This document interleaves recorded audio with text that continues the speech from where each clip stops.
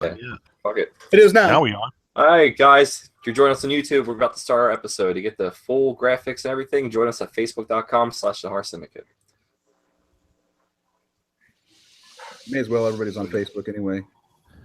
One of our YouTube followers. All right. Good evening, everybody. Welcome to another episode of the Horror Syndicate Live tonight. My name is Brian Enright, and we are here to talk about Final Destination and all the movies. And I got to be honest with you, I'm really completely out of my fucking element, so I've been drinking, prepping for this show, and I know you should be doing it too, but we're going to get into it. We have a great show for you tonight. Let's introduce everybody for you, starting off with the one and only Baron Craze. Baron, good evening. Greetings all. I've been doing many sacrifices to the great Lord Satan this week already. So you can find me on Twitter under Baron_Craze, and of course on Facebook under Baron Craze, and of course at Baron's Crypt.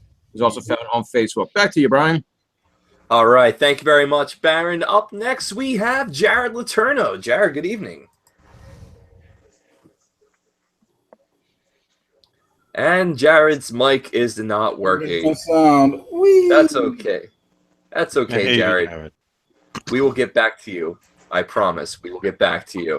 All right. Up next, we have Morgan Jewell. Morgan, good evening. Good evening. And she's not here. Oh, here she is. You can follow me on Twitter at Morgan_Jewell_S. All right. Thank you very much, Morgan. Up next, we have Sci-Fi's one and only Uncle Rayzilla. Uncle Rayzilla, good evening. Hey there, horror fans. Hey there, Brian. Good evening, everybody. It's your old Uncle Rayzilla coming to you comfortably numb from my secret lair located somewhere off the New Jersey Turnpike, located here in exit 18E of the New Jersey Turnpike. Yes, friends. If you'd like to follow me on Facebook and, if you feel like looking at my dopey page, you can look me up at Ray Canella. If you'd like to check me out on Twitter, you can look me up at RayzillaNJ. Back to you, Brian. All right. Thank you very much, Uncle Rayzilla. And hopefully not last but not least, Jared will be joining us, but we have our president and Fuhrer, Ray Zor. Ray, good evening. Hello, all. How are you on this fine evening? You can follow me at Razor_33 or on Facebook at Rage of Razor is my Facebook page. And don't forget, this weekend you can catch me at MightyCon in St. Louis for Guerrilla Comics, my comic book company. And I will be there dancing, signing, and other things. Come see us if you're in the St. Louis area. It's dirty behind me. Holy cow. What a mess. Can you guys hear Back me? to you, Ron. There's Jared. There's Jared. Hear you. All right. So we have a bit of an issue. Those joining us on YouTube, you did the smart thing today. I'm getting us back on Facebook Live. Did the video end? The video Yeah, it did was 8 end. minutes long. Woo! It seems that our friends over at Facebook didn't like the Final Destination videos we were playing, but we will Did they shut us down? Yeah, they shut us down. Thanks a lot. Wow. It happens. It happens to the best of us. I guess my mic was out. I was trying to tell you the video ended on my screen. It's okay. Oh, God. I've been thrown out of worse. We'll try it again. Well, YouTubers, you're getting all the bonus material right now. You're getting the heart of the controversy as it unfolds in real time. Yes, and thank you for that.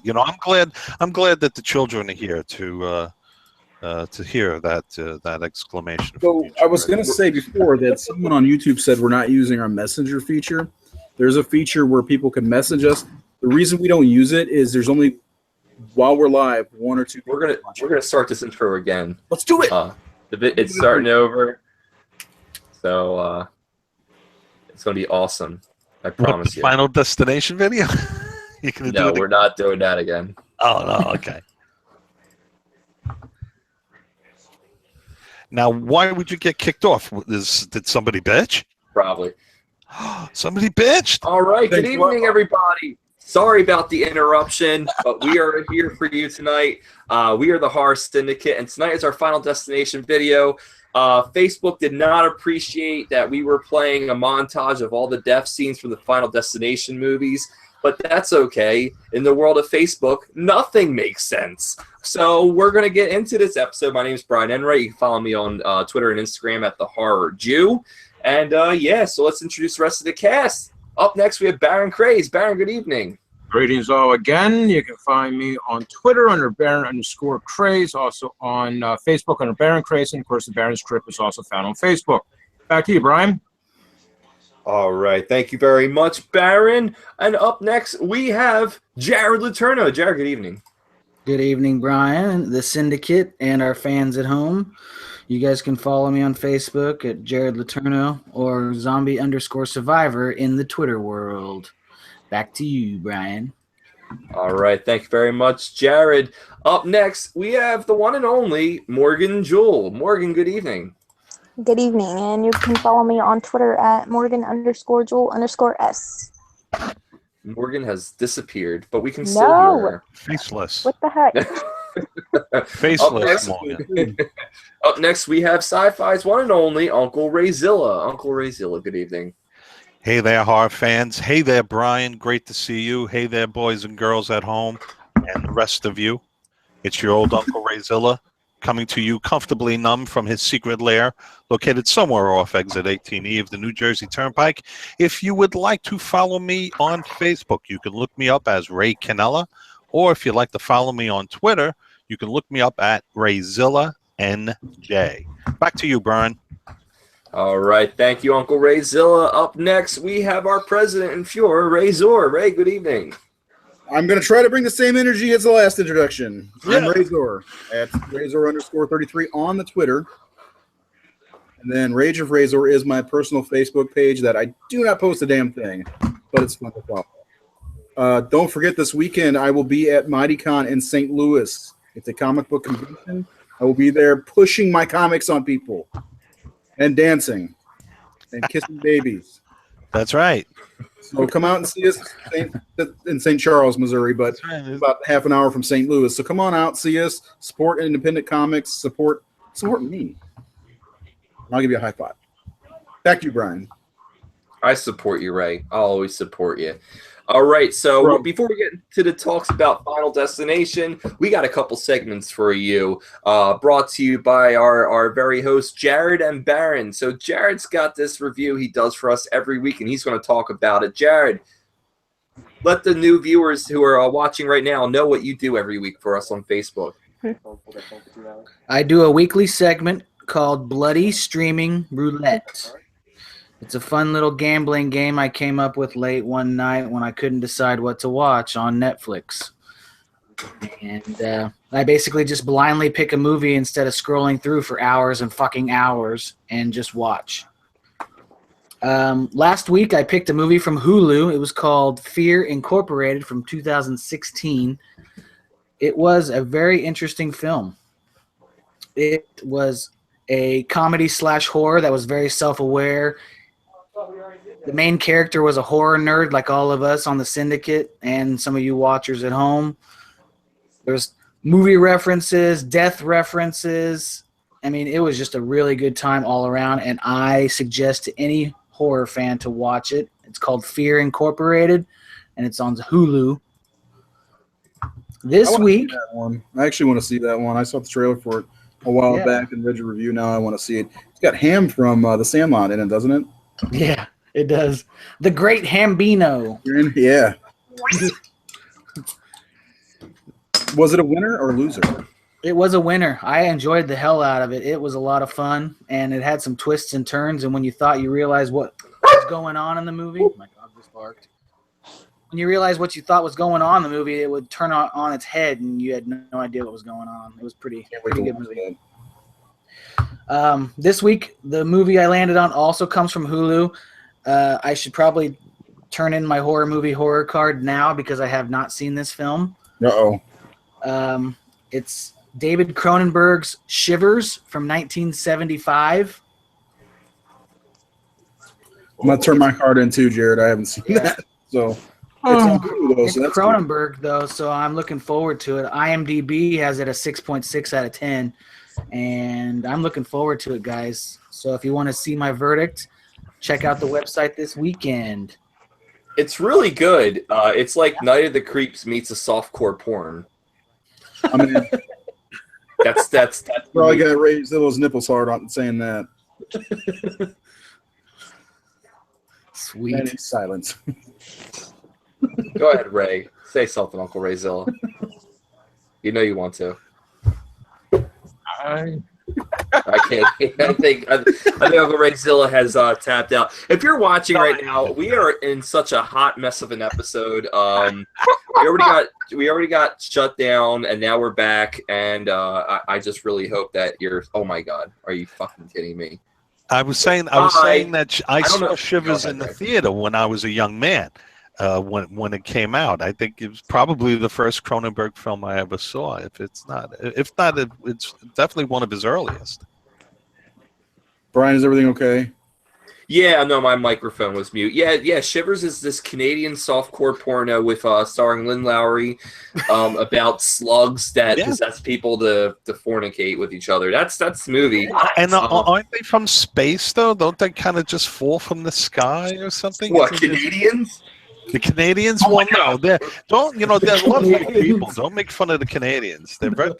Some of my good friends are Canadians, and they're very polite people. But they don't come from the sky. But no, they don't fall from the sky. They make maple syrup, but yeah, and shivers, and play good hockey. They do. Lovely people. Yeah, they are. Just by your guys' reaction alone, I think I'm in for a treat this weekend. Oh, you are. You are. I mean, it's quintessential 70s horror. You know, it's got that shot on 16 millimeter look, and it's unlike anything you've seen. It's cool. God bless Hulu. Sweet. Yeah, it's on Hulu. Yeah, I was gonna say God bless Hulu, because if not for Hulu, they've got a strange assortment of horror movies. I would have never seen The Beyond if it weren't for Hulu, because it was on there along with City of the Living Dead. So, Hulu, if you get a chance, fans, go out there and check out Hulu horror selection. There's weird stuff on there. Yeah, they have great horror. I think The Brood was on there too, actually, at one point. Yeah. Oh, that's another strange movie. Oh, it's good though. It's good. I like that one. Yeah. The Brood.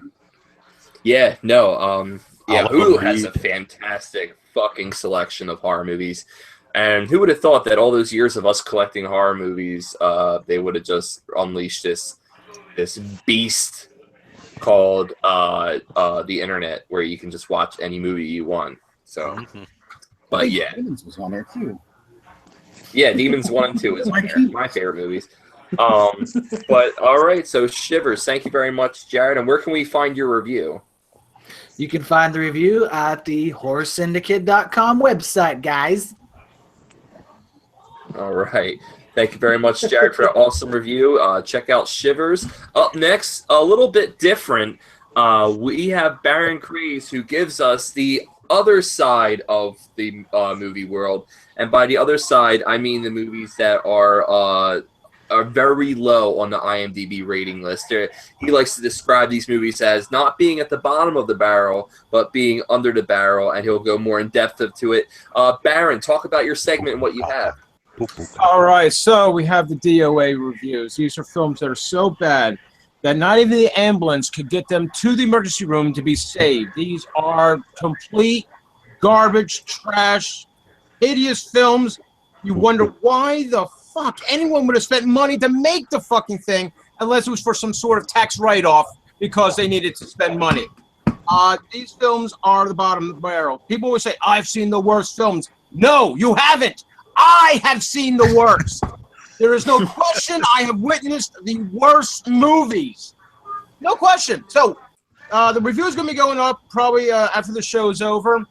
This week is called, called Ring of Terror. Should be called Ring Around a Toilet. It hasn't been flushed in 100 years. I mean, this is complete shit movie. It came out in 1962. It's, I don't know, about 70 minutes long. Only the last minute and 45 seconds do you need a watch of the movie. Because actually they tell you in the beginning of the film what happened. Somebody died. We already know who it was. Pretty much. Thanks you for telling us who it was. At the end of the movie, we find out how they died. This is a great movie. Watch the first minute. Watch the last minute. You're done. It's a simple movie, right? It's basically Efficient. the stupidest goddamn movie possible. Nothing makes any sense in it. It really doesn't. You have a medical school where they don't even have corpses for the med students. The professor actually calls up the student and says, I found a body. Come on over. Yeah, that's great. We got a band in this movie that's called the Cool Cats who plays in the school's cafeteria. I've never seen that before, but this is new. And, of course, the band's not playing any of the instruments that are actually in the song. No trumpet player on this thing, but there's a trumpet playing. Saxophone player doesn't play his instrument. He plays something else. I mean, it's just totally messed up kind of movie. And, yes, I watched it for you. It's only got a 1.6 rating out of 10. This film is actually available in public domain. The Mystery Science Theater guys, they made fun of it once, so you can find that copy also very easy if you want to spend $20 on it, or you can make up your own version. This film is so badly filmed. There's nothing in it. I mean, it's just trash. Of course, now, do want to give you a heads up. Next week, I will be doing the bird epidemic, the shock and terror, because that's a 1.8. You got to go in order here, folks. Worst goes first. So, yeah, that'll be that piece of shit film, too. So you can tell the Baron's doing all this to sacrifice my eyesight, my brains, which are much left of them now, and I just need serious amount of alcohol and human sacrifices of the asses that are making these terrible pictures. All right, so, you know, like I said, the DOA reviews are up. They've been dated all the way back to the worst one of 1.2 with Axum from 1992. So check them all out. I thank everybody for doing that. And back to you, Brian. All right. All right. Thank you. Asses. Thank you very much, Baron Craze. So right now we're going to get into our main topic of the night. It's the Final Destination movies. Those who are watching, feel free to comment below, and we'll get to mention your name out live during our podcast, and we get to talk about all things Final Destination. And like I was saying the other show before I was cut off, I've been drinking a lot before I started this episode because I don't know a goddamn thing about any of the stories that happened in the movies after the first two. The first two, I remember I watched in the early 2000s, and I just kind of lost track as we go along. Morgan's a professional in this. I'm sure she knows everything from Final Destination 1 through the Final Destination, which is part 5, whatever. I don't fucking know. But we're gonna get into it. Here we go. It is part 1? That's the fourth one. The Final Destination. It's the worst one too. It is. Got it. Well, let's get into it. Well, let's Final start there. Destination. Let's start there. What the hell went wrong? It was What me. went wrong with that one? I don't know. Lead us off, Morgan. Go for it. Yeah, Morgan, What? come on. Okay. Why is it the worst one? What? You know, Speak. I No, I'm don't kidding. really know. I don't really know why the Because it worst. starts off in It just Star is. Trek. Like I can't really think of anything in particular that's like, wow, that makes me think that it's the worst one, but it is the worst one. But I still enjoy it, even though that it's the worst one. So it's not a bad film. There are just different degrees of good. No, it is a bad film. Mm, Seriously, I'm sorry, Morgan. I know you like these movies, but it was awful. It was almost unwatchable for me. I watched it the other night, and I go in with an open mind to watch these movies, and I could not get into it. I had to turn the PlayStation on and play Friday the 13th the game because that was way more interesting. I'd rather be killed a bunch of times on that game than watch that movie again. That's because Friday the 13th is life. Yeah. That game is fucking life. see, All I right. haven't watched it in a while, so I don't really remember specific.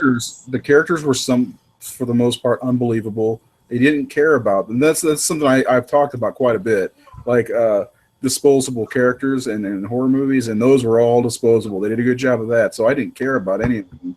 And the story just wasn't good. You had Bubba from Forrest Gump in it, and and I think some of the death scenes were the worst. They did one of the things that I hated about it was this was the early part of when they started bringing 3D back, and it was they had these scenes where the main character he was having like dreams or visions of of like things that were going to happen, and it was like that old school like mid 90s 3D. You know, it was just so bad, and they were doing the 3D things that they were doing in the 80s, like pointing the pool cue towards the camera or whatever. Yeah, everything has to go straight at the camera. Yeah, it was, and it feels forced. Yeah, exactly, and I think it was made to be a gimmick, and I did not like it at all. I actually like the first three movies for the most part. I don't like the first one, but I like the 2 and 3 for the most part. I looked at part 5. I have all 5 of them. I'm like, yeah, not going to happen, and just tossed it to the side. No, you have to watch part 5. This is the 4th film, so is it more? Do you think that it has to do with fatigue more than anything else, or is it poorly acted, poorly written? I think it was made to be a 3D movie, and that was it. They wanted to make a 3D Final Destination, so they made that. That's what I think. Because the movies have almost the same, formula. It starts off with this group of individuals. One of them has a premonition, that prevents the rest of them from, biting the big one, and then the events seem to unfold. It does seem a little repetitive, and by the 4th film, I think that I haven't seen the 4th movie myself, but repetition. You're worn out. There was a dick in the movie who didn't believe, who got his asshole sucked into a drain or something, right, Morgan? And, oh God! Oh yeah. That's his asshole in a pool. Yeah. Oh great, the colon C. Yeah, and then just there was. What scares me about that movie though, like usually. And from every oh my God. Yeah, you're breaking up bad, Morgan. You're breaking up, Morgan. Absolutely breaking up. I don't know. She said, why? Yeah. Don't make faces like that, because if it freezes, then that's up there. And don't make faces like that. Okay, well, I guess I'm gonna go back to my phone because my laptop started working on there. No, you sound great now. Oh, that sounded good. What the heck? Okay. But anyway, as I was saying, there's usually an event in every movie that I'm now paranoid about happening in real life after I watch the movie. And in the 4th one, it's kind of when there's a scene that an escalator like breaks, and I don't know, the escalator kills people. But so yeah, but I was kind of paranoid about that before that even happened in the movie. So well, that's the hook. That's the hook of the franchise. That's the hook of the original film. And to be honest, I mean, it's quite ingenious. I mean, to rewind back to 2000, it's a little hard to believe that it's been 17 years since the original film came out. But the premise, you talk to an old spook like me, I've seen it all and I've watched all these movies all my life. And then all of a sudden in 2000 comes something that, you have to admit is a pretty original and creative idea to have Death himself be somewhat of a stalker, and be an unseen force within the film. The movie plays upon our fears of our own mortality, but then as the scenario becomes, as the audience becomes aware of the scenario and becomes aware of what's happening to the characters, well, the most innocuous of sequences, suddenly you're biting your nails because you literally don't know where it's going to come from or what's going to happen. So it's from a formula standpoint and from a creative standpoint, they're wonderful movies, because it really does. I mean, some of the kills are pretty cheap. They come so far out of nowhere that it's just an instant shocker. What's the one where the car tire smashes the person? Some car tire comes flying off of a ramp and levels some young lady in the film, and it's a quite gory sequence, but it's almost a bit of a cheat. I like the scenes where the deaths were more drawn out, or it's more like a Rube Goldberg machine, where you watch the marble descend and it hits the pot, and then the little boot swings out and hits the thing, and it falls, Oh, and yeah. then it kills the to watch the person's demise happen in that sort of mechanized way is a great deal of fun. But then also too, like I said, some of the kills are a little cheap, they're a little quick, to shock the audience, to keep them on their toes. But from a creative standpoint, it's pretty original concept in a genre where it's difficult to be original.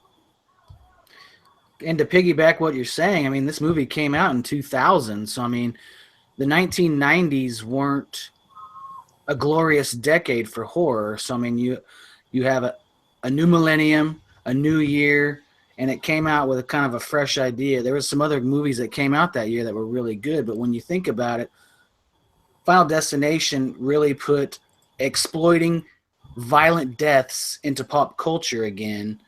I mean, it precursed Saw, it precursed Hostel, all those torture, gore, porn movies. I mean, and these are visceral films too. These are gory movies. These movies would have certainly been under severe scrutiny in the 80s when the MPAA was, Totally. cutting content, ridiculously. Cutting scenes from films. Yeah, absolutely. It was a rough age. Well, there's a period where even during the VHS days, theatricals still had to earn their rating. So scenes were getting cut left and right. And I think, if Final Destination really credit to, it's James Wan, right? I believe Wong. And yeah, not the Saw guy though. A lot had come before these movies. So a credit to them in their creativity and their originality. Seriously, I agree. I didn't like the first one. I almost, I don't know. Part of it was Devon Sawa, the main character, Alex. I didn't find him believable at all as a human, and I think he's a terrible actor. He struggled to be. I just think he's a bad actor, and he really every time he was on screen, it pulled me out of the movie. Bounced you out of the movie. Yeah, it totally pulled me out of the movie. I'm like, this guy, he's ruining it for me. Like the story was interesting. I really love the opening sequence with the plane and everything that's going on with that, and some of the death scenes. The one where the kid is in the bathroom and he gets strangled in the bathtub and all that. That was some messed up stuff. Yeah. I like that stuff. It's cool, but then Devon Sawa pops his fucking head in, and it's like, come on, dude, you're terrible. See, the actor that ruins the first one for me is the guy from American Pie. No, the guy from American Pie. Oh, Stifler. Yeah, he didn't bother me. It's just, and then they got the guy who's supposed to be a hard ass, and I've seen the guy in other things, and he's a pansy ass and everything else. So I think miscasting was the problem for me in the first one, because the story wasn't bad. I liked the girl Allie Larder, who played Clear Rivers or whatever. Yeah. She was all right, but like for the most part, I just didn't like the cast. Yep. I like the second one quite a bit, though. And we'll move on to the second one. Yeah, well, wait, before we move on, I just have to say that the plane crash from the first one is based on a real plane crash that happened on the day of my birth. Yikes. That a plane was going from New York to Paris, and it had a bunch of students on it that were going for a field trip, and it exploded. Yep. So maybe that's why I like these movies, because I was born on the day. That's some dark shit, man. Well, that's cool. Well, my birthday killed Osama bin Laden, so. Star Wars was released on my birthday. We do a birthday episode anyway. I was going to say that. I was about to say that. Alien was also released on my birthday. There you go. Anyway, so Me, I don't like the first one because of the cast. The second one, I do like the cast because they're basically all unknown, and nobody really ruined it for me, except for in the pileup at the beginning. The main girl, I can't remember her name, but one of her friends had this chubby, dead-eyed looking guy. I'm glad he got killed off in the very beginning. Now that's the one. That's the one where they're following the truck with the logs on it. Number Yeah. 2. Yep. Yeah. Yep.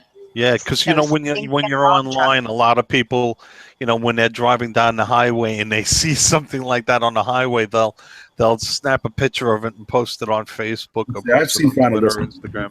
Instagram, and they're just like, oh shit, I'm gonna give Remind that us truck inside of it. 20 yards. yeah. You can have 20 yards. But again, that's the brilliant that's the wonderful thing about the franchise is that it takes moments that we can all relate to. We've all driven down the highway, we've all seen these things happen, and we can relate to that. Yep. And the Yeah. goal of a horror film is to make you feel uncomfortable, Well, and there are things and that's where it works. in the second movie that I really enjoyed, like the water bottle getting stuck under the brake so you can't brake. Oh yeah, There's just some really messed up things that it's funny. I think these movies are the reason why I kind of prep myself. Like my car, I make sure there's nothing down below where my feet are, so I don't get a goddamn Right. Yeah. stuck and I end up killing me and my kids. The Final Destination movies. I want to throw this out there for anyone watching, our viewers. Which one do you like the best, and which one do you not like? Go ahead and answer in the comments because I'm curious. Because I like 2 and 3 for the most part, and I think 2 is the best. But I've read a lot of people did not like 2. That's interesting. Yeah. But My friends and I. Oh, go ahead, Morgan. one thing that I really like about the second one is how they went into the thing where like all of them were supposed to die on a day before even the log thing. They all discovered that they were supposed to die like way before because they're like, the main girl, her thing was that her mom had gotten robbed like right outside her house and like carjacked, I think, and killed, and she was supposed to be there with her mom, but she had ran back inside because she forgot something, and she saw the story about the plane crash, and she got distracted by that, and then It's all about escaping fate, and then fate will still find you. Yep. But it's still connected to the first movie. What were you gonna say, Brian? My friends and I used to go on roller coasters and repeat the words Final Destination as we would like get ready to go up the hill. And I would we would crazy scream if it. I heard someone doing that. We would scream it. This last summer, last summer I was on a roller coaster, and these people that were sitting like in the same row as me, like they had a camera, out, and you're not supposed to, obviously, and they're like hiding it from the guy sneakily, and I was like, oh great, I'm gonna die. This is literally exactly what happens in the Final Destination. The dude drops his camera and makes the roller coaster crash. Well, I sneak cameras on the roller coasters all the time, and by cameras I mean flasks of alcohol. What? It's popular slang term for a lot of us are going to need a guidebook to follow Brian. I think as the evening goes on, we're gonna need some sort of translation book to go. No, the thing that we would do with my friends and I is we would get insanely drunk while on the ride. Because if it was a long ride that would go upside down and everything like that, we would get on the ride sober. We would come off the ride drunk. It was the greatest. It's like you had to be there to live through it. Oh, fuck my camera. No. That sounds horrible. I don't know what you're talking about. That just sounds like a plan of disaster. I don't know. Sounds like a vomit comet to me, folks. Yep.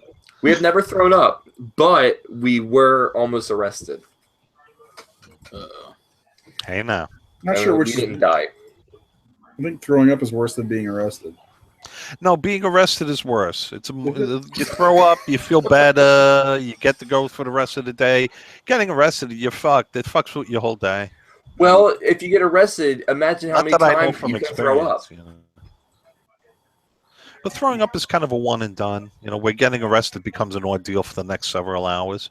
But I wouldn't mind throwing up in a cell the rest of the night. Like, at least I have somewhere to vomit and don't feel bad about myself. Can we Well, like I stop love talking about roller growing up? coasters. 'Cause that'd be great. I love It's roller all about coasters. alcohol. My whole family loves roller coasters. We ride roller coasters all the time. And yeah, you think about that scene. But yeah, when I'm down in the Six Flags doing King the Car, next time I do King the Car at Six Flags, I'm gonna yell "Final Destination, motherfucker!"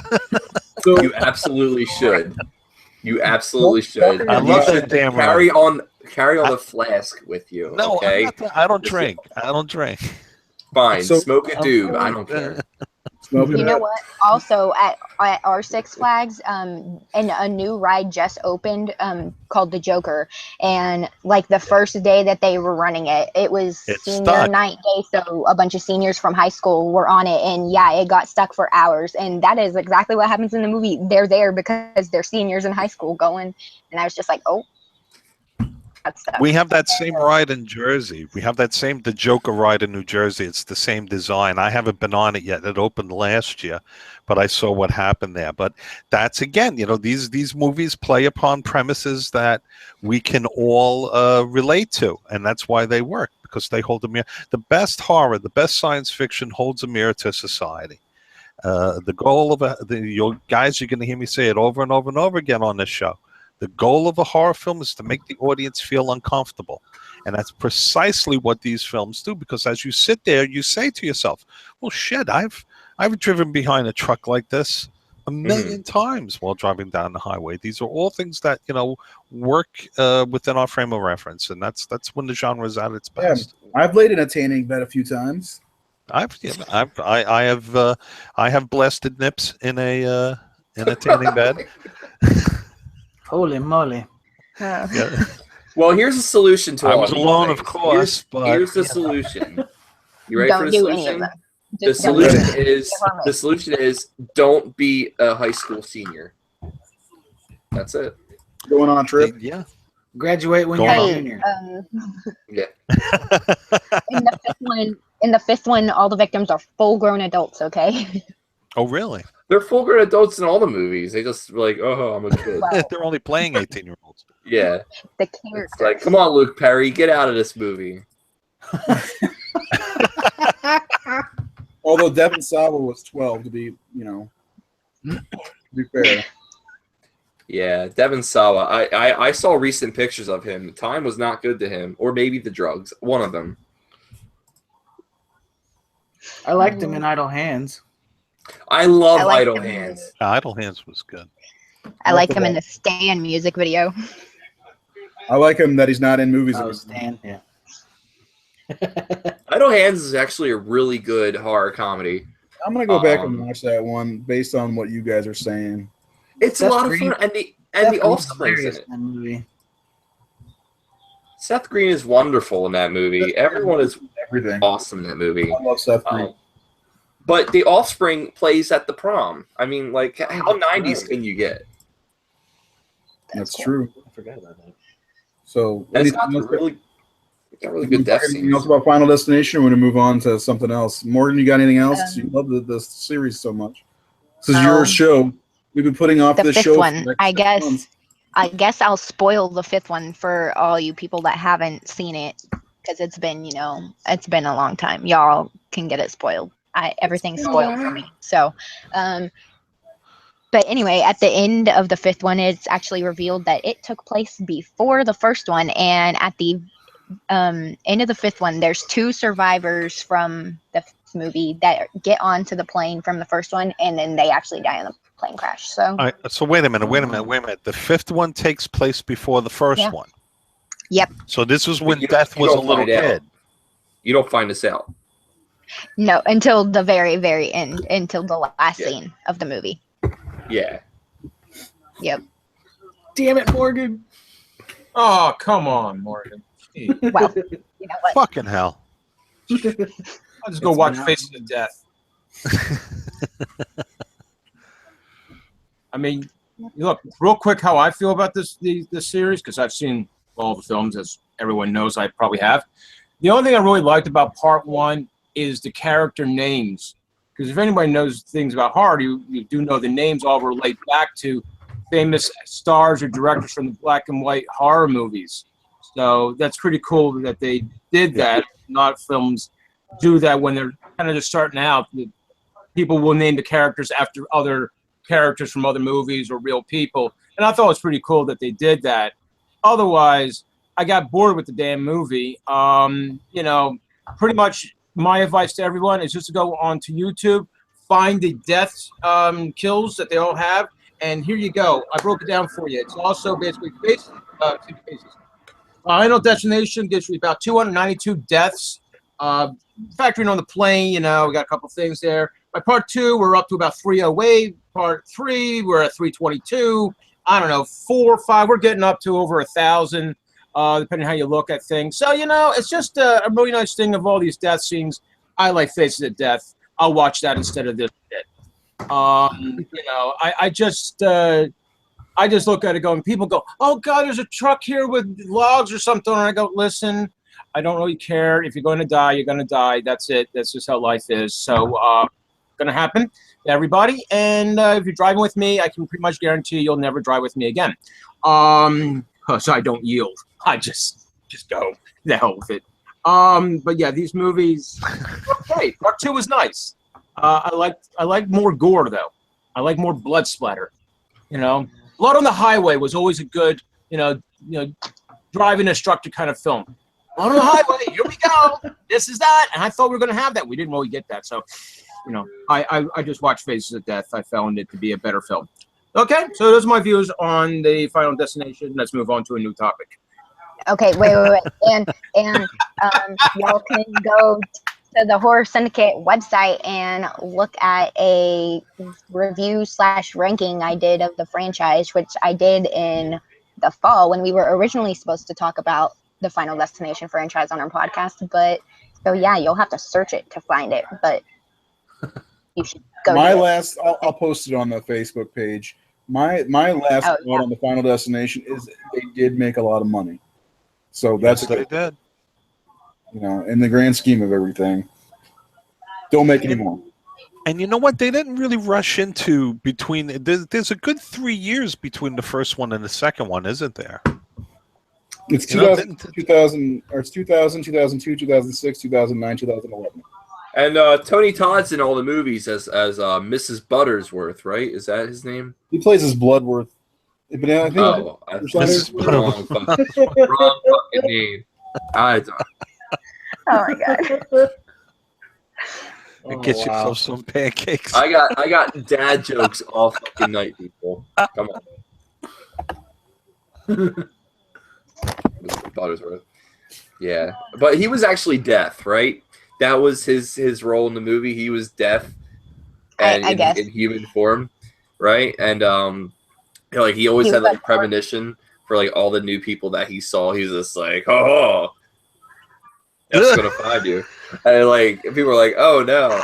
And then they fucking died. That's like the premise of every movie, right? Like first movie's like, "Oh hey, as Devin Sawa, you were great in that in Tom and Huck," and then I'm gonna fucking kill you. And then like the second movie was like, "Hey, we're not gonna talk about Devin Sawa anymore. Well, here's Ollie Lauder, and we're gonna kill her." And then the third movie is like, "Oh, we're on a roller coaster, bit well dead." But the DVD for the third movie. This is a Brian drunk review. I've been drinking for a while now. I like the third movie. There was a DVD release of the third movie. Can you imagine that? A DVD release of the third Final Destination? That's silly. Well, anyway, you got to choose every character's fate, and like you would like if you chose this option, it would play a scene, and it's like, what would you do? And it would give you multiple options, and you could actually play the whole movie like a video game, kind of before Heavy Rain was popular. You choose your own. You choose the fate of everyone, and everyone can live. You could actually get everyone to live at the end of Final Destination. And I'm like, wow, I actually defied nature. I beat Mrs. Butterworth in her own death game, and we're fucking here, and everyone is alive. And the fourth one, you know what? I've never seen the fourth one. I'm sure it's terrible. And then the fifth one was pretty cool. because I really like that scene with the girl getting the laser eye correction, and the doctor's like, "Oh, I'm gonna go outside and be irresponsible." I never want to get surgery now. Yeah. No. Yeah, that's Yeah, rough. but that My was wife's cool. had LASIK. That sounds no good. No good. Yeah, I Fun. never want to get that. I'm scared. Yeah. Hey, I got it done. It was fun. The only thing that gets neat is that they don't tell you that burning smell you actually smell is That's your your eyeball. eyes being burned. That That's is your burning eyeball. flesh. How to get burned? How to get burned? I don't know. That's the case, people. Well, I did like Brian, Diamond Sawa and Little Giants also. Yo, Little Giants is the fucking shit. Okay, I fucking love Little Giants. That was like Rick Moranis before he took his hiatus. That was Little Before he Giants. retired. Baron, it's not a horror movie, but it's a wonderful Oh, and then movie. I don't give a shit about it. It's a about Rick football movie. Moranis, who was a down and out father. He's out on his luck. He's raising his tomboy daughter, and he's got a little pee-wee football team. And his brother's Ed O'Neill. Can you imagine that? And they're friends, or not friends, they're brothers, and they're rivals. And like Ed O'Neill's got like all these like elite kids, and Rick Moranis has all like these like little kids who like try really hard, but they're just not there. But it's a really feel good movie. And Rick Moranis is like, "Hey, I'm gonna get the girl," and he does. You know, he, like old-fashioned Rick Moranis. You know, just comes in. You know, classic Rick Moranis, and he gets the girl at the end. And his daughter ends up falling in love with the other dude who's played by Devon Sawa. And it's a really happy movie. And I'm surprised he didn't make a I don't sequel. want it. Baron, you have to see it. You have to get I know. really drunk and watch No, it. you know what, Brian? Brian, I wanna aid your description of the film. I just want I want to get someone. If anyone watching does animation at all, if anyone out there who does any sort of flash animation, I don't care what you do. If you could just take Brian's descriptions of Final Destination and Little Giants and animate them, I want to see like old school Rick Moranis. I want to see old school Rick Moranis. Classic Rick Moranis. A classic, and please send it to us here at the Horror Classic Syndicate. Moranis. We would greatly appreciate it. So go ahead, kids. There's your homework. I absolutely agree with you, Rayzilla. I think that someone should do a claymation of what I'm talking about. Every fucking movie review. It would take a year to produce, though. It would take so many years. All right, so we're moving on to our next segment. Our next segment of the evening, we're going to talk about the Final Destination movies. So let's get into it. Final Destination. No, I'm kidding. We're done with the Final Destination movies. Part of our homework assignment was that we wanted to get movies to introduce to you young, or not just young, but people who are new to the horror movies and everything. All one person that's watching. Thank you. And we're gonna talk about our suggestions for you. What? We have one person watching. We're at 3. Yeah, now. on 4 people on YouTube watching. So let's Yeah, compare go those YouTube. YouTubers. Go YouTube, indeed. Thank you, YouTube. YouTube, indeed. Sorry. Okay, so we all had a homework assignment, and we're going to talk to you about our movie recommendations. So, I don't know. Let's pick it by random. Baron Craze, what do you have? All right. Basically, a lot of people like to have a scary movie, if you would, something that's a bit different, haunted houses and things. Well, back when haunted houses were really good, scary movies, The Changeling from 1980 is a very good film. It's got a 7.3 out of 10 rating. It stars George C. Scott, about a man staying in a secluded historic mansion who finds himself being haunted. Now, this movie's got a lot of interesting aspects. Basically, we deal with a dead child. We have a lot of haunting scares in this film. Some of that are natural. Some are built up with good suspense. Probably the best scene, though, in the film is you have to imagine this guy, George Scott, is a composer, if you would. And he's playing the piano. He's in his house. Wants to be isolated to work on his composition. All of a sudden, a little red ball comes bouncing down the stairs and just kind of sits there. Now, at first you think, all right, it's a little child's ball. It probably was stashed away somewhere. The house settled and this ball got loose and just fell down the stairs. He picks it up, Goes for a walk, has the ball still in his pocket, and he decides, oh, you know what? Just throws it in the river. He comes home. The same damn ball comes bouncing down the stairs in a methodic, pounding kind of orchestration, if you would, and it's still wet. The ball. I mean, at that point, your senses, you're into this film. You see this scared. This, is not right. Go, wait a minute. He just threw that ball in the river, and it's back already. Okay, that ball is attached to this house. There's a lot of scares in this thing. It does work really well. In fact, the film was done, finished in '79, didn't get released, and about a year later, there was a problem with the audio at times.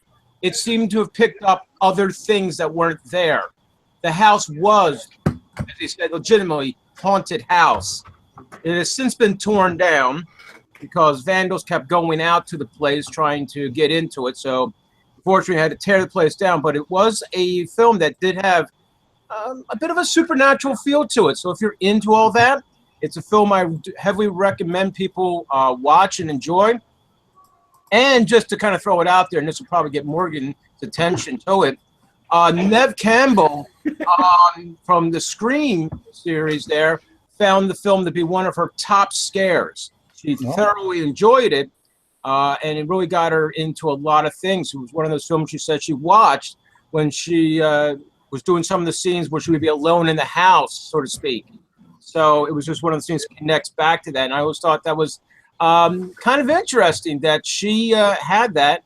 And of course, Martin Scorsese got this film on his list. This is a great film for filmmakers to watch. It's a great film for screenwriters.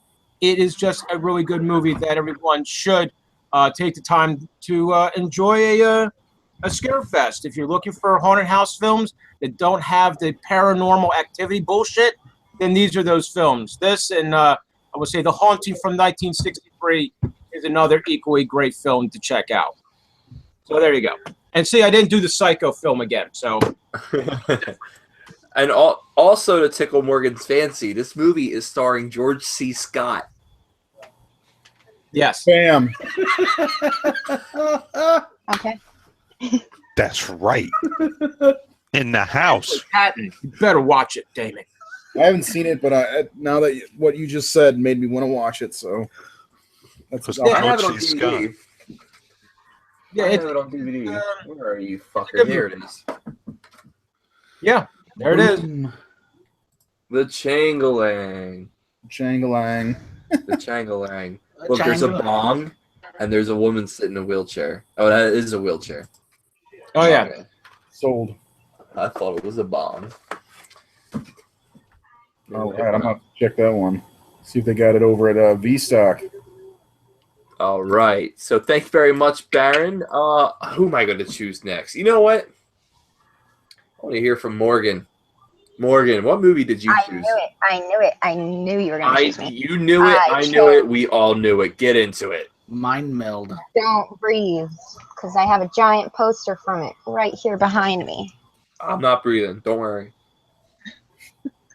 Yeah, Don't Breathe came out last year.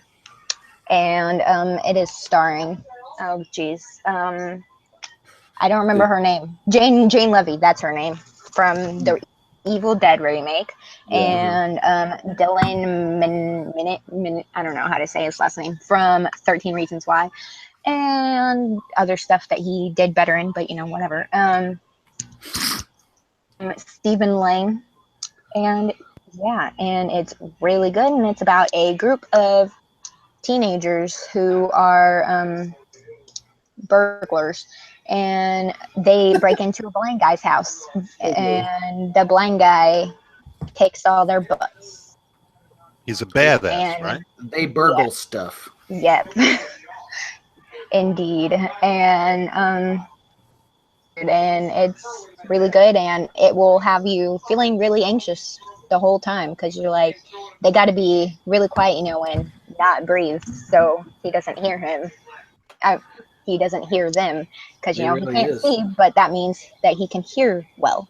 so he can hear every little thing. And obviously they're in a place that they don't know. They don't know where stuff is. They could turn a corner and accidentally bump into things, but he knows where everything is. So, you know, they got to try to outsmart this guy on foreign turf, on his home turf, and really good. And you should watch it. Everybody. How about that turkey baster scene? Um, What about that scene? Like, wow. like I said, it gets pretty weird. It does. It's like Blind Fury meets I don't know, semen and turkey basting. There's a And girl at work see, that wants now- to do turkey basting. Hell's Kitchen. Don't forget Now the everybody cranberry really has to sauce. watch it to figure out what you're talking about. And I Yeah. guarantee you, if you're like have an idea of you think what we might be talking about, and we're talking about this turkey baster scene, you probably don't. So like, Yeah. I know. You might need cranberry sauce. I kind of want to tell the world what happened, but I'm gonna let that be up to the audience. do you think one Do it. person- You're right though, Morgan. It is a very tense movie, and it kind of It is. it keeps you on your toes. Like another thing about it is like obviously these kids are supposed to be kind of everybody in this movie is a villain, because the kids are breaking into this old guy's house who they think it's going to be a guy who they can take advantage of easily, but then he ends up being a retired veteran who can kick all their butts, and so he like them up, and he's kind of a villain. And then there's also another character who you'll find out about that person, but that person's kind of a villain also. But yeah, It's the worst prequel to 13 Reasons Why. everybody's a villain. Who do you root for? I don't know. The blind guy. His house, you shouldn't have broke in. That's right. Yep, true. Despite That was his true. flaws that live in the basement. Right. The skeletons. Everybody's got to have a hobby. It's like People Under the Stairs meets My Big Fat Greek Wedding. You know, I mean, really, this is all the other person's serious person's fault, because you know if she wouldn't have done what she did, then she, you know, wouldn't be where she is, and then he wouldn't have the money, and they wouldn't have broken into his house.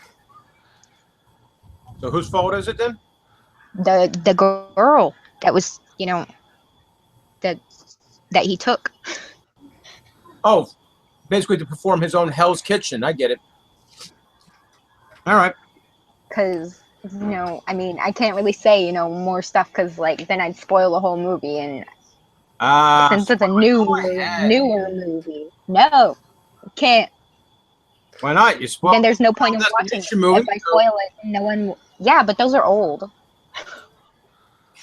So is this now? Those have been out. People have had I decades. still haven't seen it. We can't spoil the movie for Ray, okay? Yeah, B stock. You'll love it, So, Ray. You need to see it. You I absolutely. did blindly buy it. Get it? Oh, I without saying that's blind buy. That's what I call when I say I haven't seen. I got it for like $2. I was like, yeah. Speaking about blind buys, did you see Walmart? Walmart just released Ben on Blu-ray. No. Yeah. It's Not not Willard. Not Willard. Ben. But $12 Ben. for the Scream Factory release. Yeah. Yeah. And Scream Factory has this 50% off sale right now. Yeah. Fucking A. I love Scream Factory. They're great. Take my money. Take my money. All right. Well, thank you very much, Morgan, for your Don't Breathe review. Go check it out. Don't Breathe. It came out in 2016 by Fede Alvarez. Up next, I'm going to choose Rayzilla. What do we have, Rayzilla? What was your movie recommendation? Well, you know, believe it or not, my movie recommendation is actually a very familiar movie, but it tends to get, older films tend to get discarded. And so anyone watching out there on Facebook or watching on YouTube, if you've never seen The Exorcist, for whatever reason, of it, but perhaps you've never seen it. Or perhaps it's just that's my father's horror. You know what I mean? It's not something that it's too old. It's made in a different decade. I can't relate to it. I disagree. Pick the movie up and go check it out, because very much like Final Destination, I seem to be on this theme tonight of films that are relatable and films that leave the audience feeling uncomfortable, and The Exorcist is that film, and probably one of the first films to do it. The Exorcist plays upon people's religious beliefs, plays upon people's religious fears. This is something that we can all relate to. This is something that works within many people's frame of reference, and it's an effective horror film, because it does stay with you long after you've seen it. So not just for the emotional impact of the movie, but also too for anyone who's an aspiring filmmaker. I urge you to watch the movie also, because it's filled with so many brilliant moments. William Friedkin is quite possibly, there are a few times over the course of cinema where a director is so beautifully married to the material, and William Friedkin and The Exorcist is one example. I would say Francis Ford Coppola and The Godfather being another example. Peter Jackson and The Lord of the Rings being another example, where the director is just so absolutely perfect for the source material.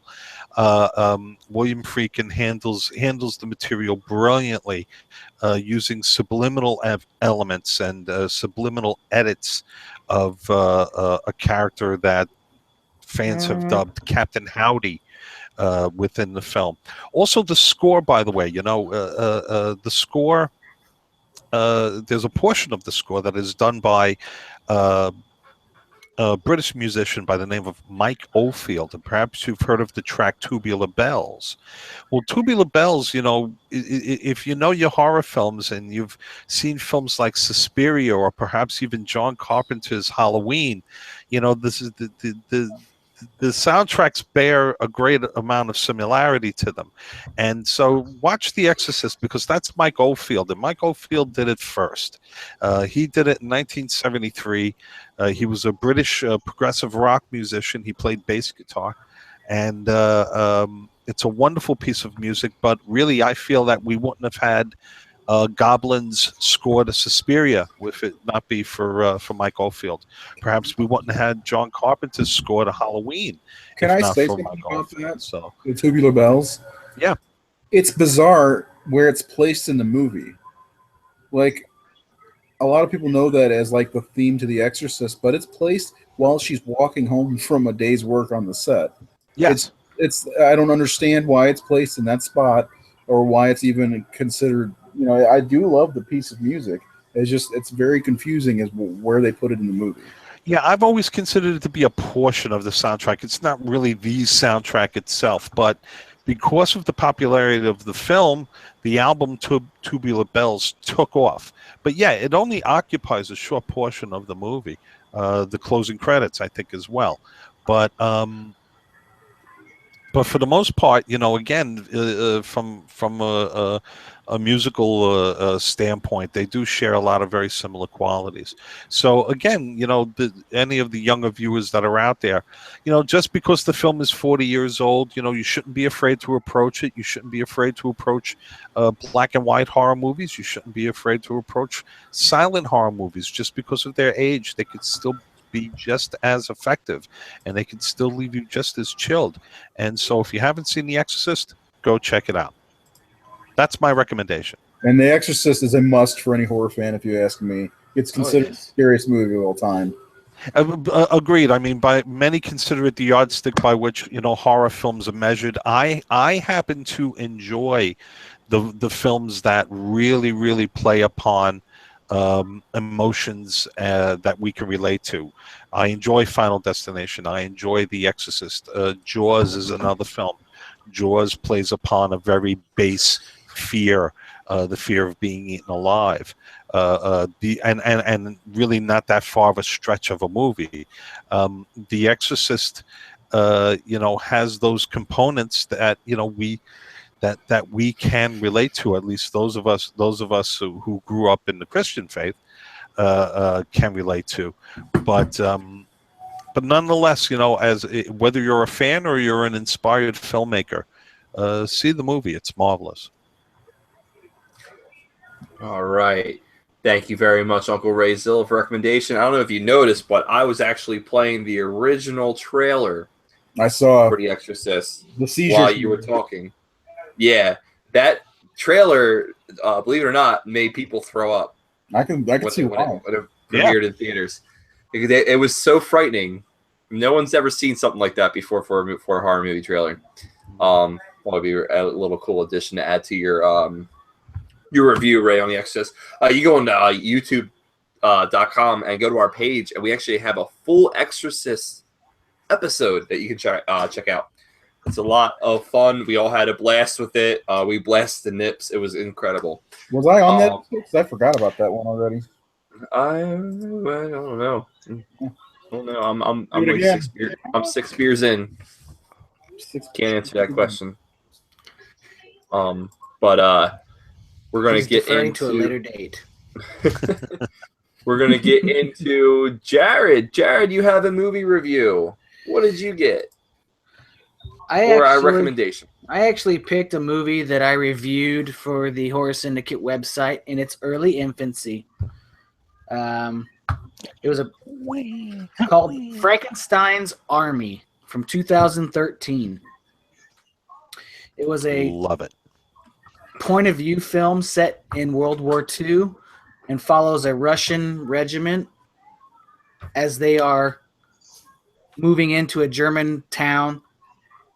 And basically they stumble across an ancestor of Victor Frankenstein that is creating these monsters that you can't even describe unless you see the movie. Like they are monsters from your worst possible nightmares. Like, I'm not a fan of the point of view films in general, but this movie felt like a scary video game where it would just pop around a corner and you would see something that would be like, oh my God, what the fuck was that? Can you find that anywhere, or do you have to rent it or purchase it? You might have to rent it or purchase it. When I saw it and reviewed it, it was on Netflix, but I don't think it is anymore. I own the Blu-ray now. I believe the creatures are referred to as zombots. Yeah, that sounds about right. Like they have like a weird long-legged monster that walks on needles. It's very much this is, first of all, it's a wildly visual film, and it's a wildly creative movie, but to describe the creatures is very much a biomechanical look. What the character does in the film is that he fuses the bodies of soldiers with any piece of equipment that he could come across. Literally, any sort of piece of equipment that he could come across, be it a propeller, a fan, any sort of piston from a hydraulic system. And so he creates these biomechanical abominations and brings them back to life. And so he's harvesting the body parts of people, basically, and creating his zombots. And it's a cool flick. I'm sorry, go right ahead. No, that was a good description of it, because I mean it's a nice retelling of the idea of Frankenstein, but at the same time, like, you're following this regiment of soldiers as they go deeper and deeper into his compound, and at every turn you find a worse looking creature. Silent Hill, like the Resident Evil video games, like they kind of remind me of those style of monsters. Yeah, I've wanted to see this since your review last year because it sounds really insane. And Yeah, it's crazy. I mean, the trailer. I think I saw the trailer. Is the trailer attached to the review? I don't remember. I think I've seen the trailer, and just based on the trailer alone, it's one that I wanted to see. We were trying to go off of things that might be off the radar and kind of obscure, and I think any horror fan can find something of value from this film, so that's why I picked it. I want to see it. Highly recommended. It's only about a year or two old. Yeah, a couple years. Yep. Frankenstein's Army. Uh-oh. Back to you, Brian. Thank you very much, Jared. And I got my review. It's a little known movie about a bunch of old businessmen having butt sex in a train. It's called Midnight Meat Train. It's a Clive Barker movie. What I just described to you is not the movie. It has a very young, starting out Bradley Cooper. He is a photographer, and he is, he's doing like this journey where he's trying to get the best portrait and get his work into an art gallery. So he goes undercover and he starts following this dude who's played by Vinnie Jones. Vinnie Jones, you might know him from Snatch as Bullet Tooth Tony, and Vinnie Jones is walking around dressed as this business suit attire, and he's going around on Vinnie Jones's. He's going around all these trains, and he's just murder balling people. Murder balling is the word I need to use for the way he described the way he kills the people. Some of his victims include Ted Raimi, who does a surprise cameo, gets murder balled. It's the word of the day. Hey, not a surprise now. Yeah. Well, his part in the movie is very minimal. It's like he's one of the passengers, and that's it. So basically, Bradley Cooper goes on this wonderful journey, brought to you by a short story by the one and only Clive Barker. Once again, in this movie, you see a lot of Clive Barker paintings in the art gallery. A lot of his movies, you see a lot of his paintings, such as Hellraiser 3, Hell on Earth. His paintings are displayed in that movie as well. If Bradley Cooper goes on his journey and he finds this guy, Vinnie Jones, going around killing people on a train, takes pictures of him, does a deep undercover on his midnight meat train, and finds out exactly what is going on. And it's not what you think. Nice little twist. Yes, the twist at the end is extremely awesome. And don't let the name fool you, Midnight Meat Train. It's not a porno. It's not a porno.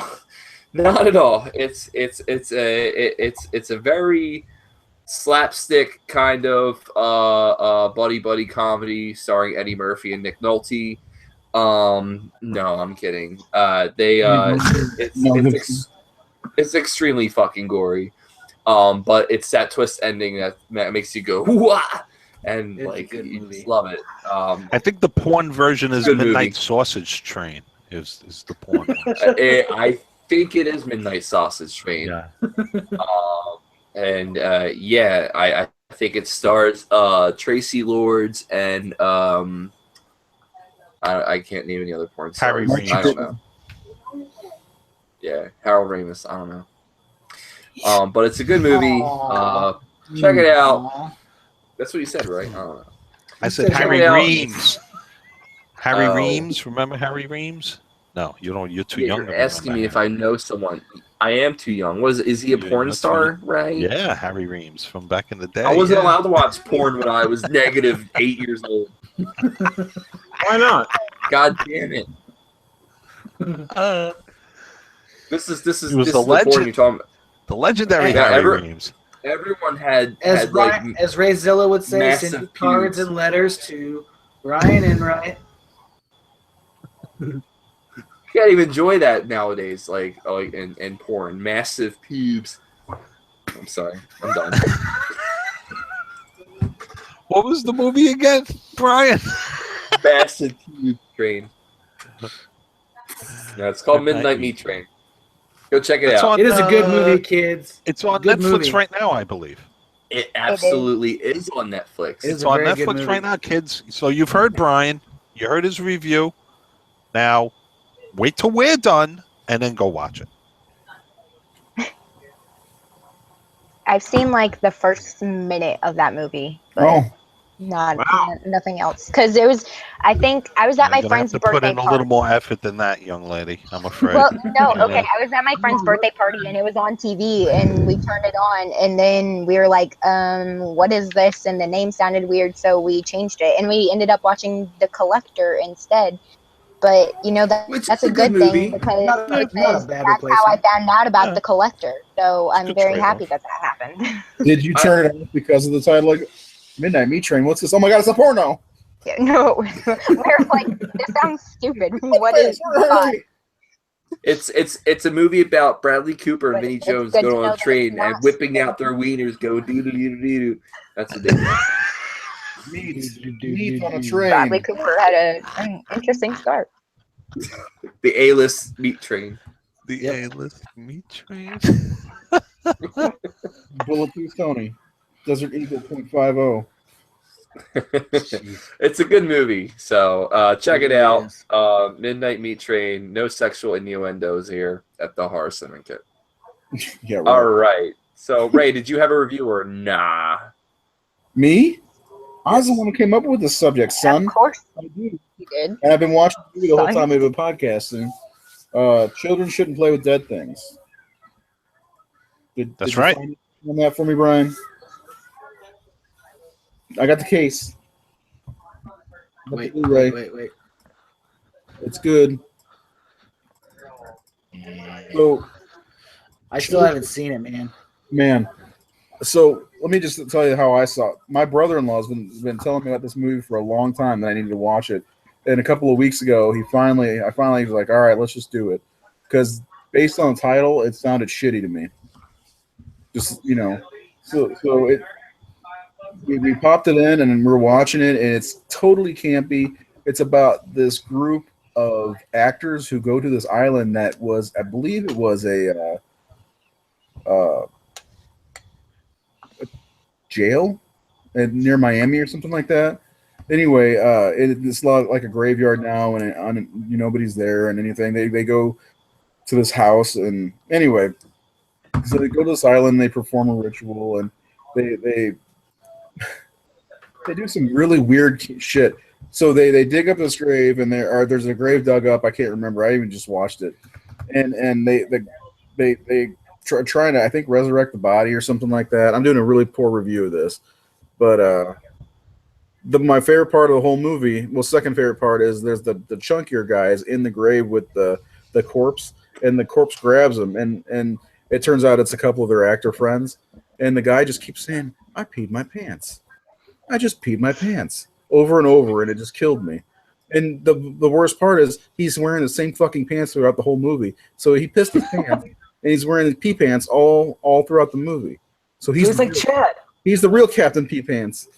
He's So- the real Captain Pee Pants. Yeah. So anyway, they actually take an actual corpse back to the lodge where they're staying or whatever, and the leader of this group, who's got the worst 70s porno goatee ever, he marries the corpse. And yeah, that's how weird it gets. But I wanted to shout this out, not because it's weird, because as Ray Zilla talked about, it's a zombie movie, and it bridges the gap between Night of the Living Dead and Dawn of the Dead. One of the things that this movie did well is the ending, the last 20 minutes or so, when things stop being campy and we start seeing zombies coming out of the ground. Spoiler alert. The makeup for 1972 when the movie was released actually looks really good. The Blu-ray, which is available, which I got recently on eBay, it's still very gritty, and that just adds to the atmosphere of the movie, because the atmosphere plays really well. I mean, they're in the woods. There's a cemetery, some old creepy cabin in the woods. So, I mean, the grittiness of that's like the Texas Chainsaw Massacre, for instance. The Blu-ray still looks like shit, and that adds to the experience of seeing the movie, and that's the same thing here. But when the zombies finally come up and out of the ground, the last 20 minutes are phenomenal. That's exactly what a zombie movie should be. And the best part about this, as I'm telling this review, is there's pictures of fucking Harambe up again.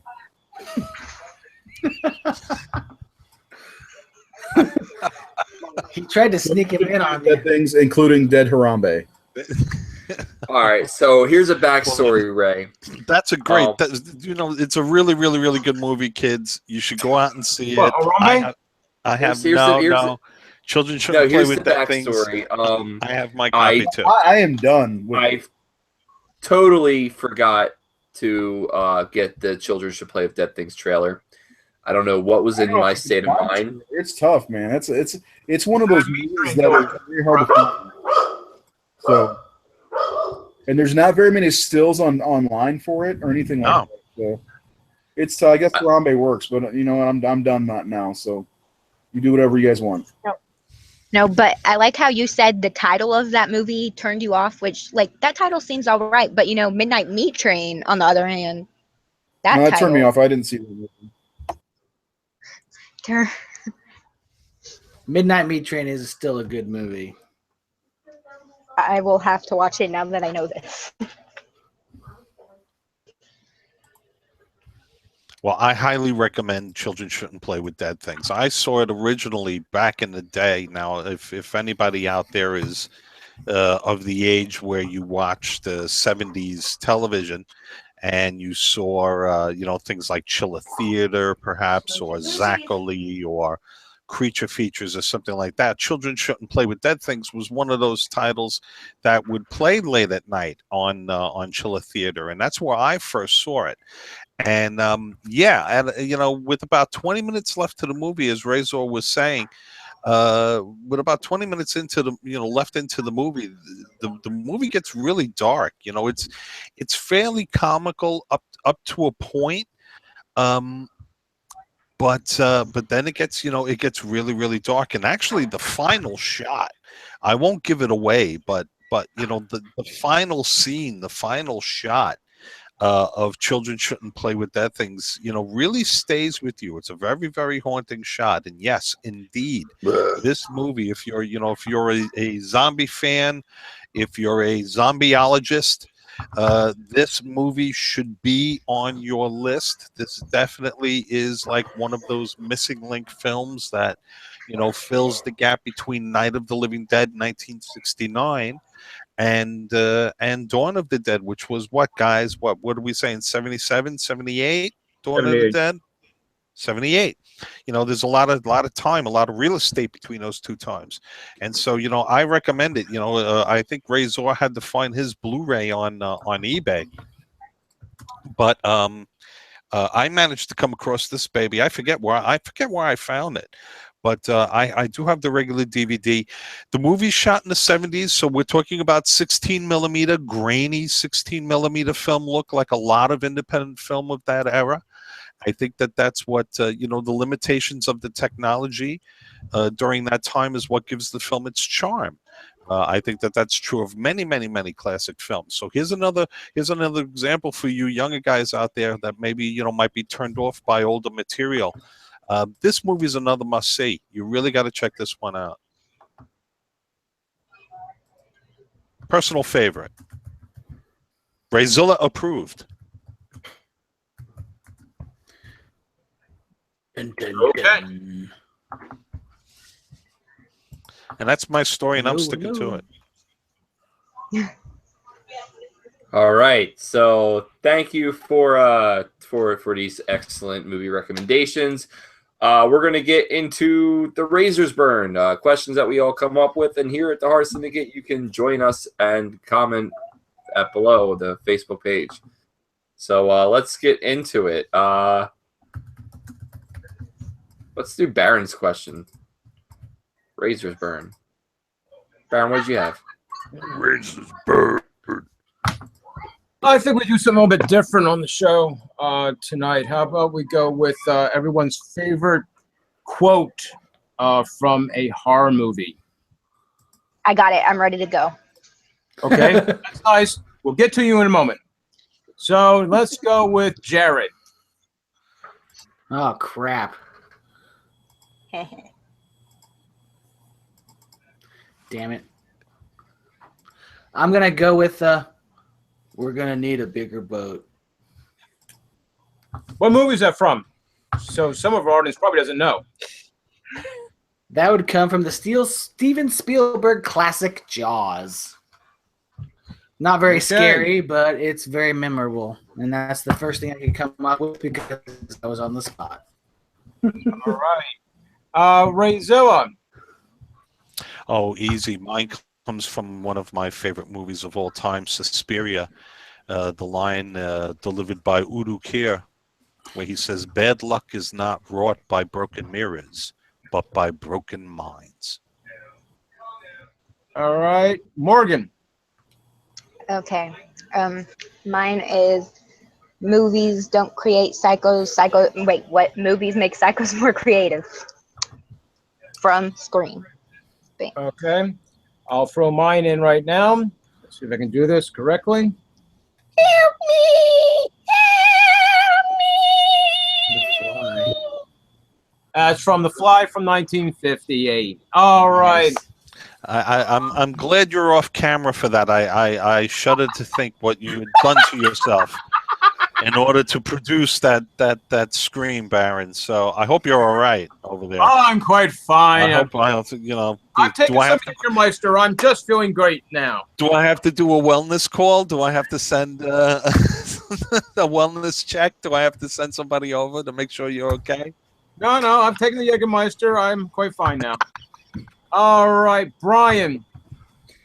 It's got to be from Monster Squad, where Dracula holds Phoebe up and like looks at her and just goes, "Give me the amulet, you bitch." I don't know. It's like one of my favorite lines of any horror movie. Only because it was a true, genuine interaction from the little girl who played Phoebe. That Dracula's scared to piss out of her. Also, get away from her, you bitch. I think anything with the word bitch in it, in any horror movie, is an automatic win for me. Okay. Yeah.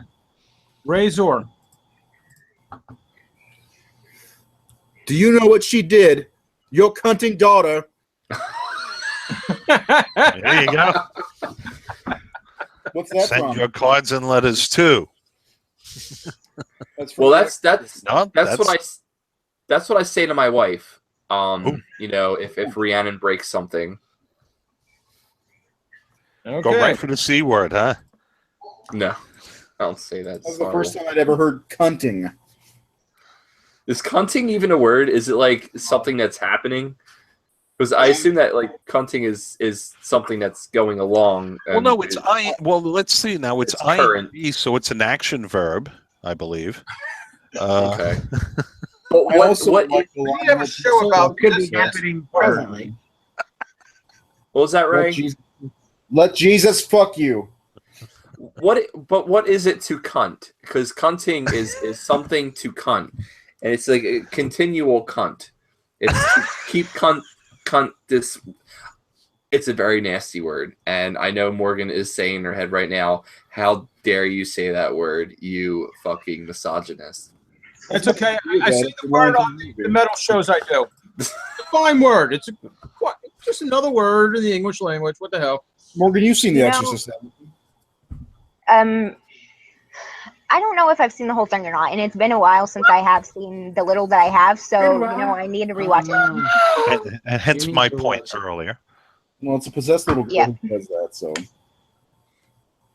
You know what else is a good quote? I can see your dirty pillows. Mine? That sounds British. What is that from? Carrie. Oh Lord. That is Carrie? Yep. Yeah, her mom. Oh, I remember. They'll laugh at you. They'll all laugh at you. They're all gonna laugh at you. From Piper Laurie. You know, I've What Franklin's line from Texas Chainsaw Massacre? you know, I cannot you tell were you gonna do how that. excited I am for the Texas Chainsaw Next Massacre week. episode. Tell Next everybody week. Oh my god. if Morgan, you need to see Texas Chainsaw All Massacre, of them. not Texas I'm Chainsaw. buying it from work Well, you tomorrow. haven't So It's on the show? Amazon. Watch that one and at least the second one, Morgan. You're Oh, I home? got it. Brian's uncle's in the second one. Yes, he is a lefty and right, Yep. played by Dennis Hopper. Yo, the second one. We're not into the TCM episode, but I will have to say that the second one is pure cheese. I fucking love it. It's great. like new wave meets horror. And I love that the Toby Hooper did both movies, the first and the second, and they're so different. Yeah. But we'll talk about that next week. This is the first Yes, we time we will. told people what we're doing the next week. That's Yeah. true. Next week, Teasing, join us for that's called the tease. the We're Texas teasing Chainsaw the next Massacre. episode. It's a summer horror movie. And the week after that, Jaws. There you go, kids. And then we're going to talk about the Meatless Midnight Train. There you go. For the vegans in our audience, For the vegans. who like a good meatless meal every so often. Yep, it's a bunch of vegans on a train eating lettuce and drinking soy milk. There you go. Is there any more razor burn questions? That was Yes. just one, wasn't it? That was- yeah, that was only one question. That's the first question, yes. That was only one. I'm excited about this chainsaw, though. Uncle Rayzilla, what was your question? Well, I sent it to you, Brian. Don't you friggin' know? All right. Well, your question that you sent to me was I get to ask it. Is this what you're saying? Ask your question. You Go get to ahead. ask it, I but get you- to ask my. But when you question. ask me what your question was, it kind of says to me that, hey, I forgot what I sent you, and I need you to do a little reminder for me. no. That's what that says. No, it's just. Stop the shroom. It's the MFK, right? I remember. No, my, not the I remember- MFK. No, I remember my question. It's just now I'm wondering why the fuck am I sending it to you if I gotta? Because I put it in text. Because you put put the it in question text up. so we- I know. Okay. The question is already up. I think Unless- our viewers are already asking themselves. I think we're digressing. Digressing. Yes. My question for the Syndicate, we are going to deviate from horror just a little bit because my childhood hero, Adam West, passed away just a few days ago. Yeah. And so, this was, this was my Batman. This was my generation's Batman. As far as I'm concerned, he was Batman for me as a child. So, with that in mind, and our deepest condolences, Batman TV series to the Syndicate.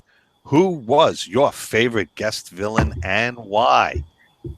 And we're going to start with Jared.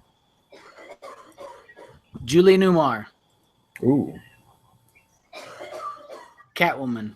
Was she your favorite Catwoman of all the Catwomen? She was the prettiest. That's I don't know. I really like Julie Newmar, but if I had to go out on a limb, I've been watching the show for like the last 2 years now. Like I bought the Blu-ray set when it came out a few years ago. And thanks for the digital copies, Jared. Yeah, no problem, man. Some of the random characters like the Archer and the Bookworm, like they're like one-off characters. Like that's what I love about that show. Like I don't remember any of these guys.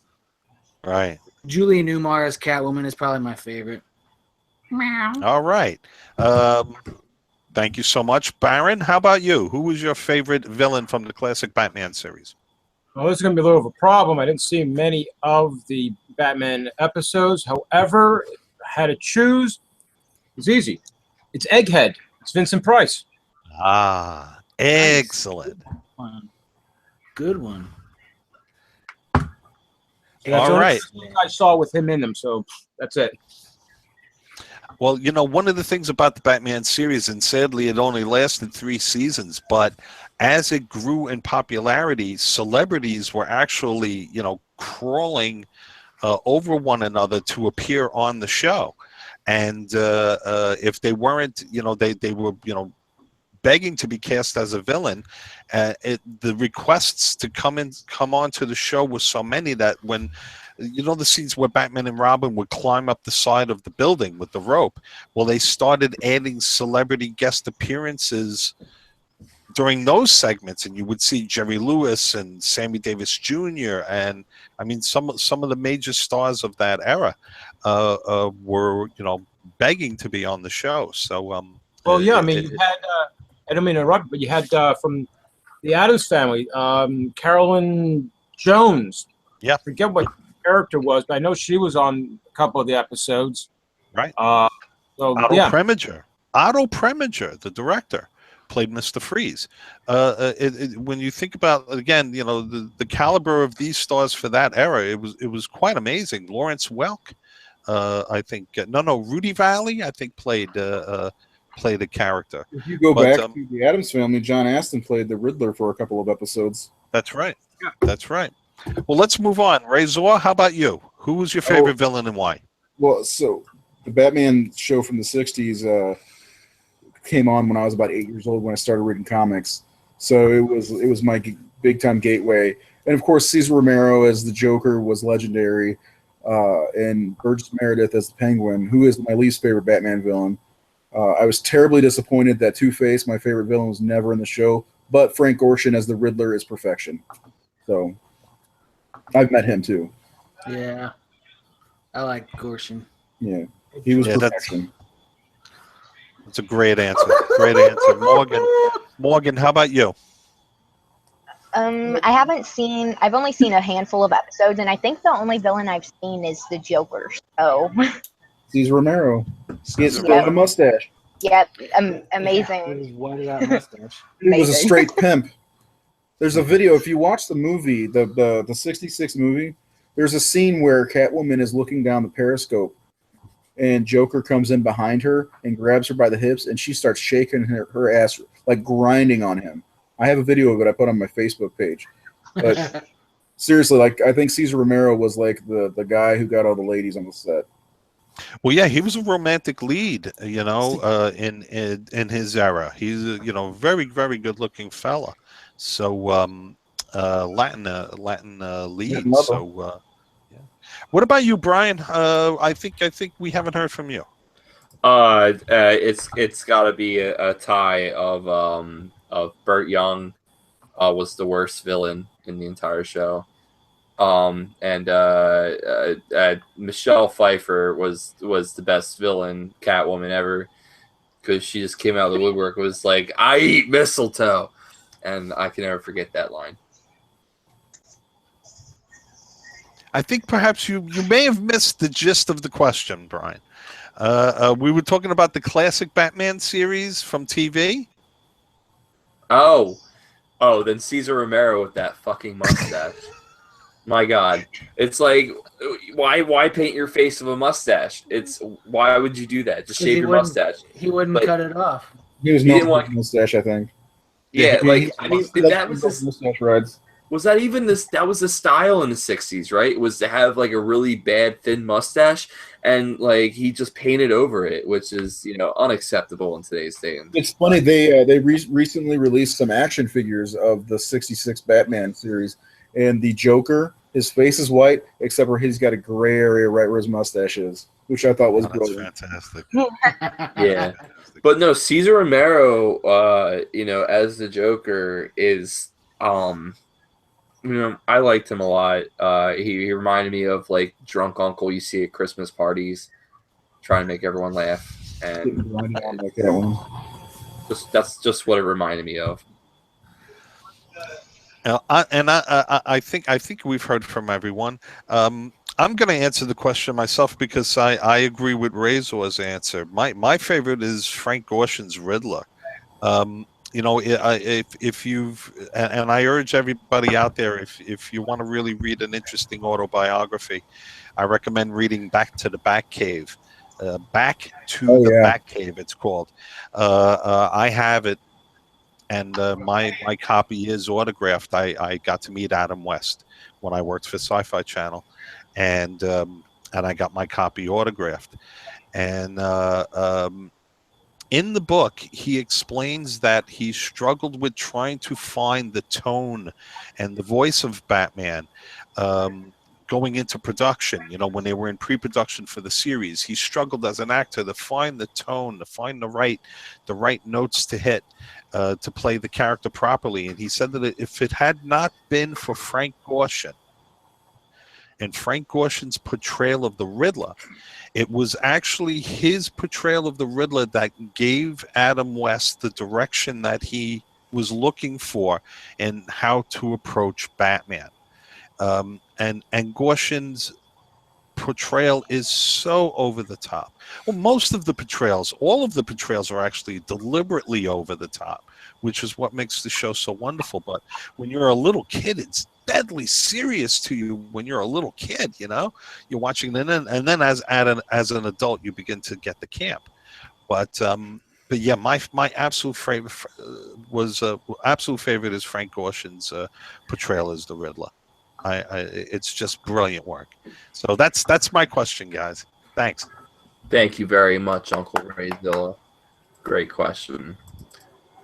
All right. So up next, who would like to go? Who would like to ask their question? I don't remember what mine is. Oh, Lord. Mine. Go ahead. I proposed. We've all seen a lot of horror movies over the years. What is everyone's favorite horror movie soundtrack or score? Ooh, interesting. Let's start with Baron.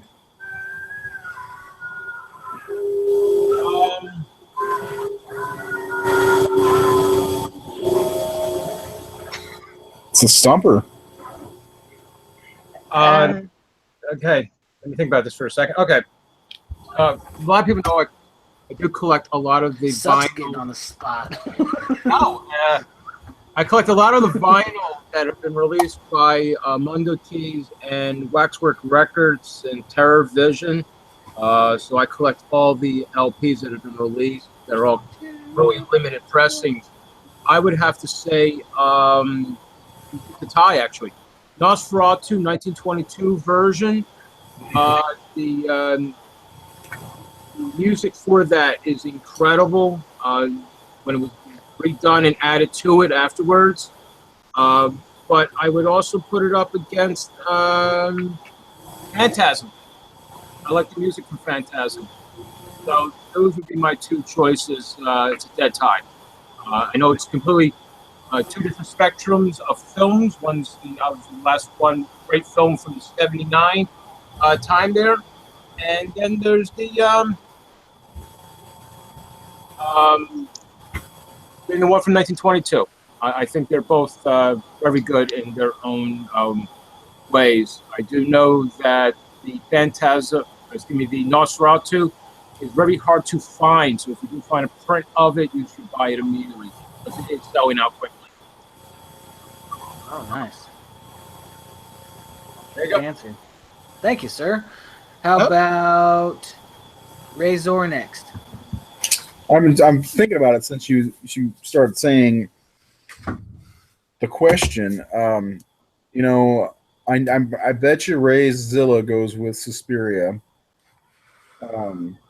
Brian might too. Yeah, You know that. it's really hard to top that. I really love the music, the score from Halloween, of course. It's fantastic. But the very first A Nightmare on like Morgan and Scream, A Nightmare on Elm Street's my thing. And the score in that movie, which they kind of lose focus with throughout the rest, I love it. And I also love the theme from the Friday the 13th movies. That it's not played in every single one of them, but Right. rekindling my love for the music of it. Because sometimes when I watch the movies, I kind of get the music gets lost anymore because I've seen the movies so many times. But playing the game has rekindled my love for the themes from the Friday the 13th movies. I got to be completely honest because the game really sets it back up, like with the music. You guys know what I'm talking about, Brian and Jared. So Isn't it Henry Manfredi? Harry Manfredini. Yep. Yeah. Manfredini, right. Henry Manfredini, right. But yeah, I mean, I'm a big slasher 80s guy, so those movies along with the Demon soundtrack is phenomenal as well. The whole soundtrack, not just the score.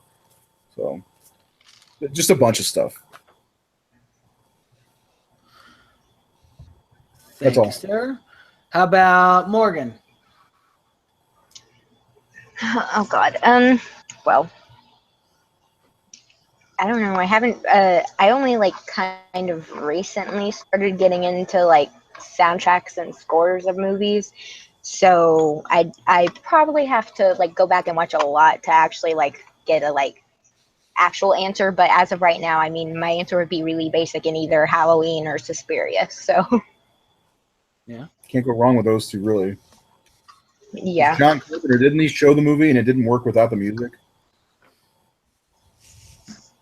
You guys already checked out? Cool. Nope. No, I'm here. No, I'm here. I think it did, and I think music for Halloween, it works. You have to have the music really working with that film because I don't think it really works without it. Yeah. Because like not much happens in that movie. Also, like it's kind of a very slow movie, and the music just like takes it up a notch. Well, yeah, especially for all the stalking scenes. So. Yeah. Yeah. It looks like Brian's away from his desk at the moment, so I'm going to go with Rayzilla next. All right, this is a hard question because I have so many favorite soundtracks, and Razor hit the nail on the head because yes, Suspiria is absolutely one of my favorite soundtracks. If one of the things that makes the movie for me one of the more perfect horror films is that if the visuals don't get you, the soundtrack will. Yeah. The soundtrack just wears you down. It is it is wonderful to listen to, particularly in 5.1. It's fantastic, but I have so many favorite soundtracks. It's really tough. Another favorite of mine, although it's not a horror film, but another favorite of mine is Jerry Goldsmith's his soundtrack to the original Planet of the Apes, the 1969 film. It's a very abstract soundtrack. There are moments. There are some brass. There are some horns. There's a lot of French horn when the gorillas are chasing the humans through the fields and things like that. There's some great, traditional orchestration. But when the astronauts trek through the wasteland, there's some really wonderful synthesized abstract work going on there that really sounds awesome in 5.1 surround. So it's a little tough. There's Jerry Goldsmith and the original Planet of the Apes from 1969, and there's Goblin and Suspiria. They're very different soundtracks, but both of them are really favorites of mine. Awesome. Thank you, man. Brian, you're next, buddy. Favorite soundtrack and or score? My favorite soundtrack ever has to come from 1985, Lamberto Bava's Demons. It had such an amazing soundtrack. Claudio Simonetta did the soundtrack itself, the original soundtrack, but also you got to remember that they brought in a bunch of bands such as Billy Idol, Go West, Motley Crue, except they licensed a lot of bands. They did, but the soundtrack is probably my favorite horror movie soundtrack because it's hair metal and it's the very best of Goblin. Goblin meets hair metal, and the movie Demons is such a fucking awesome movie. It really has set the tone of that movie too, Brian. I mentioned Demons as well. It's so great. Yeah, and it's a movie that you can watch with your friends, and it's a movie you can watch on a date, and it's a movie you can watch by yourself. It's best of all worlds, and yeah. The 3 phases of your life, Brian. Yeah. Dates, friends, and by myself. That's right. Awesome. All by myself. Well, I guess everybody else is answered, so I'm going to finish up with mine. It seems like Claudio Simonetti and Goblin has been a recurring theme in our answers, so my favorite score has to be Goblin's Dawn of the Dead. Mm, Good stuff. that's a good choice. My Ben, favorite you- soundtrack, though, is a tie between The Lost Boys. Oh, that's a good one. That just got Or- a limited release on vinyl, by the way. It Wow. did. There It you did. go. I still believe. Or Tales You're from the listening Crypt Demon Night.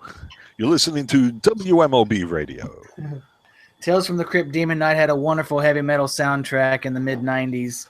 Mid-90s. Pantera, Megadeth, Machine Head. Like Nice. it was balls to the wall for me when I was growing up. So that's my The favorite. Pearl City of Angels had a good soundtrack too. Oh yeah. That's the So only did good the thing Return from of that the Living movie. Dead. Return of the Living Dead had a kind of a punk one, so Yeah. Yes. 85. I Just to like throw it that. out there. The theme song to Killer Clowns from Outer Space by the Dickies. The Dickies. That's a good Well, one. I love the theme song. to Terrorvision. What about Night of the Demons? That theme song was awesome. There's a lot of good music in horror Yeah. between scores and I mean, especially early. Alice Cooper. Green Room is really good, and it has some good music in it. It's got some credence in it. It's got some good shit in that movie. Is there another question? Mine's Megaton. All right. So next question is brought to you by our president and Fuhrer, Ray Zor. Ray, what is your question? I just told you I don't remember. I'll tell you what. It was about the Friday the 13th. Oh, Game. about reinvigorating the slasher genre. Mm. Yeah. The game, for some reason, I feel like it could help reinvigorate the slasher genre because there are so many people from so many walks of life playing that game. Do you guys think it could help reinvigorate and even bring back the Friday the 13th movies? Even though that turd fucking Victor Miller's trying to take the rights back. Hate that guy. Mhm. Not much of a question, but No, I think that because of the success of the video game, that everyone wants a piece of the pie again. They yeah. see the numbers, they see that everyone's playing, they see that everyone wants to be Jason. Jason is a fucking hot topic right now. Jason Voorhees is back. He's the man behind the mask, and he's out of control, and he is on console, and he wants Nice. to be. Thank you. And everyone wants to be Jason. Everyone wants to be a counselors, and now you have Sean Cunningham, Victor Miller, and Paramount Pictures all fighting for their piece of the pie. Let me because of the jump in success with of the video games. First of all, fuck Sean Cunningham and fuck Victor Miller. Both of them said Jason's dead. Sean Cunningham wanted to get rid of that goddamn hockey mask, so fuck both of them. They can't jump on the Jason train after they both said they don't want to have anything to do with Victor Miller on Crystal Lake Memories said straight up to him Jason was always dead. So he can go fuck off. And Sean Cunningham said, let's get rid of that goddamn hockey mask. So fuck off. I don't care if you created the series. You basically had nothing to do with with Jason from the cult following that it's created. You're just trying to cash in on it. Don't cash in on it and be an asshole. Sean Cunningham's a cocksucker. That's what they're trying to do now. They're trying to cash in on this video. And here he is right now, our next guest on the show. Well, let's have him as a guest. I'll tell him he's a cocksucker.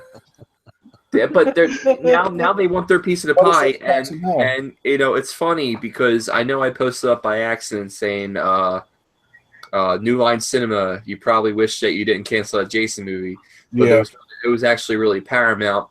I don't know the story why New Line Cinema lost the rights to Friday the 13th, but it happened, and but I absolutely think that because of the success of the video games, and the video game developers don't owe anything to anybody. They paid for the rights to make a video game. They didn't. People thought it was good, probably in the studios, and Victor Miller and Sean Cunningham thought it was going to fail, and they crowdfunded half of it, didn't they?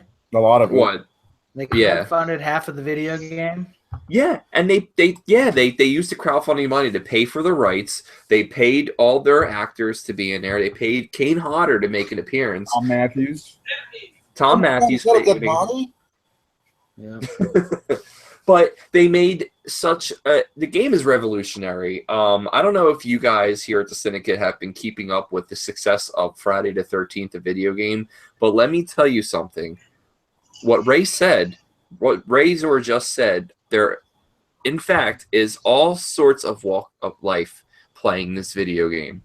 The gaming community has saved Friday the 13th.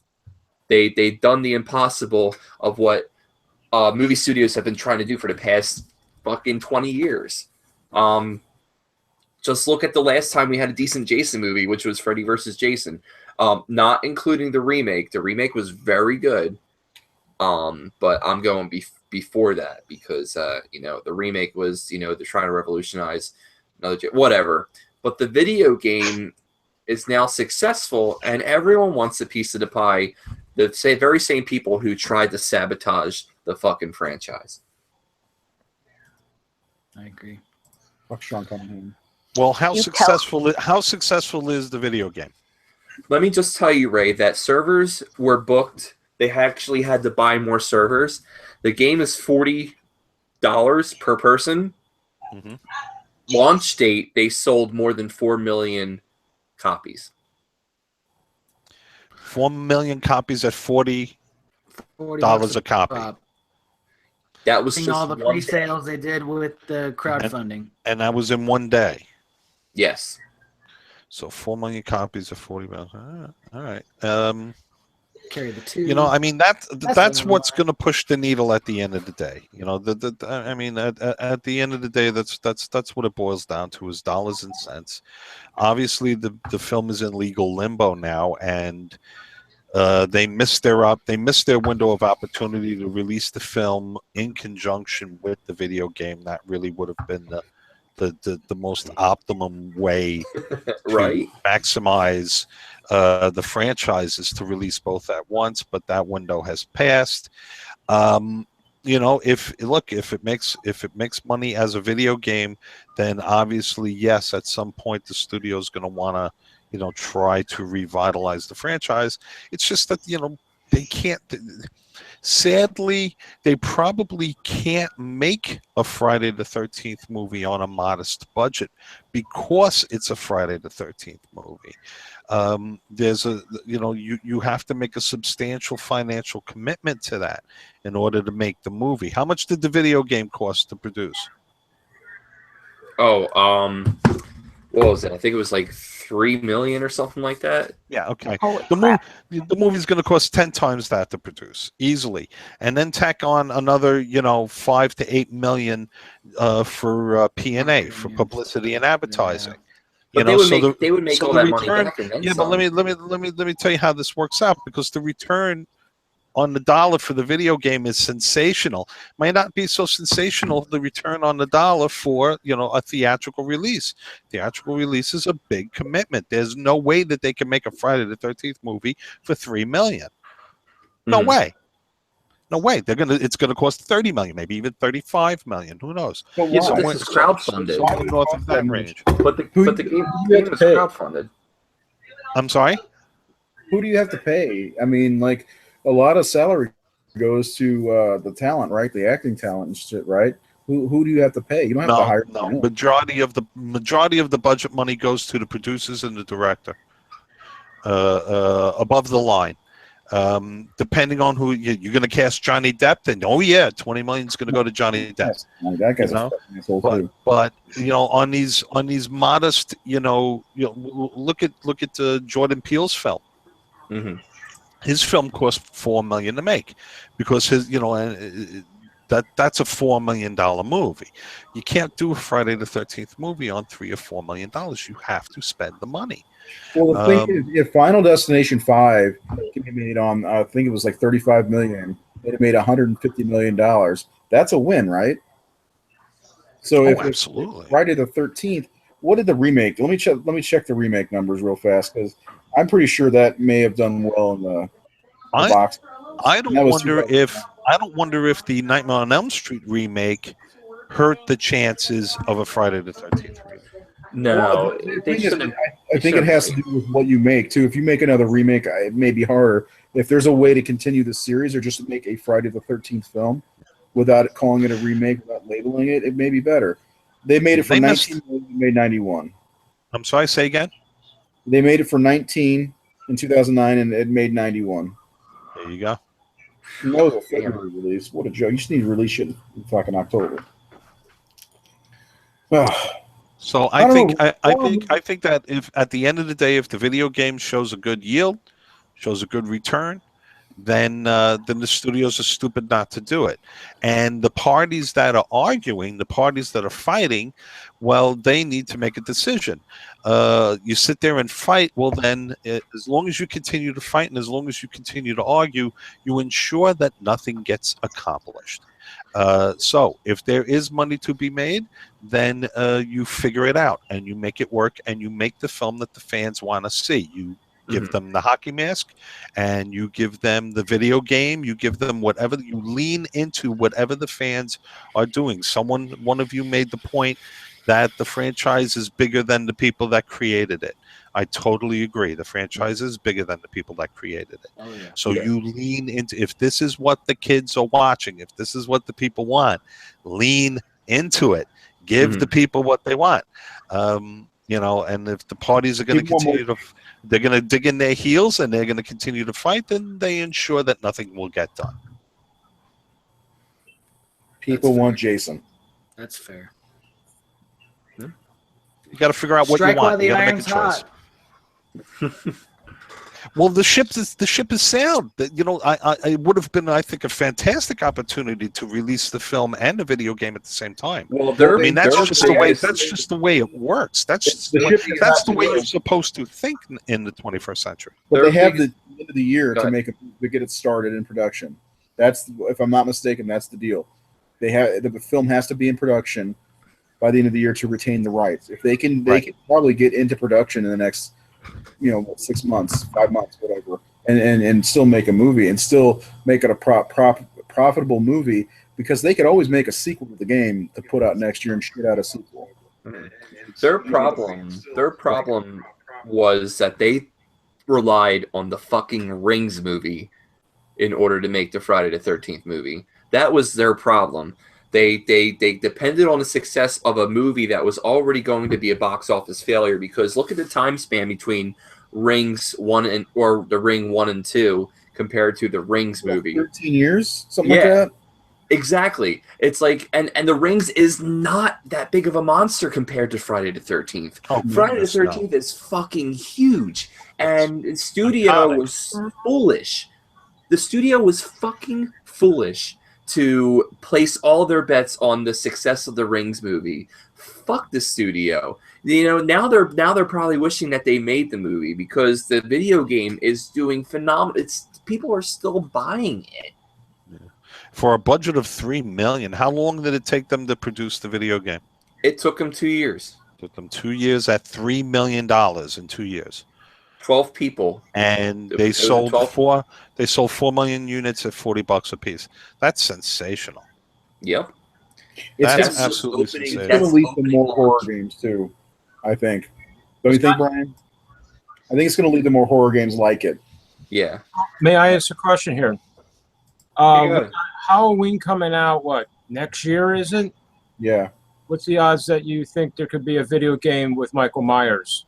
It's funny you say that, Baron, because the chatter on the game chat, Brian and Jared, I don't know if you guys have heard any of this. They're asking, people want that game too.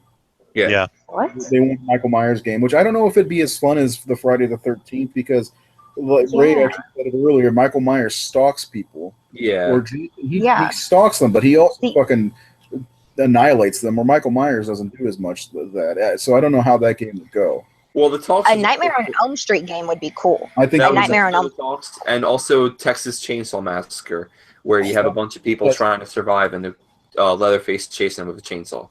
Yep, that would be fun.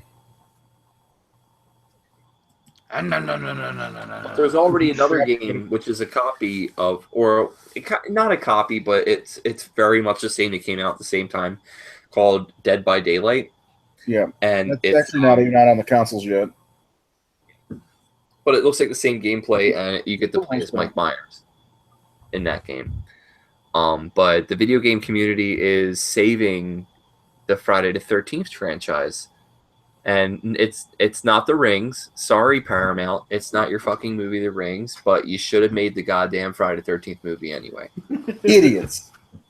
Well, hey, So it might be a forced. good thing that they didn't make the one that they were planning on making, because it didn't sound like it was going to be that great from the details that Exactly. were released Well, anyway. they so. went back and forth from making a found footage movie to a point of view movie to making a CW show, which is Making it Mhm. Jason's dad. yeah. Well, Yeah. then Yeah. Jason's dad was going to be in it, but I think it was also going to take place in the '80s, which they should do, is still make it take place in the '80s. And I don't see when they cast Jason's dad. I don't know how much of a role he's going to have, and they've talked about. Did you guys see my post the other day about how I think that the Jason for Part 2 is Elias Voorhees, where Jason from 3? That's why they look different. Anyway, Oh yeah. I just me and my brother-in-law were talking about what if Elias Voorhees was one of them, and anyway, but yeah, I don't think that's Brian. Go back to what you said about the Texas Chainsaw Massacre with these movies. Is horror movies do not need to explain. They're starting to explain too much, right?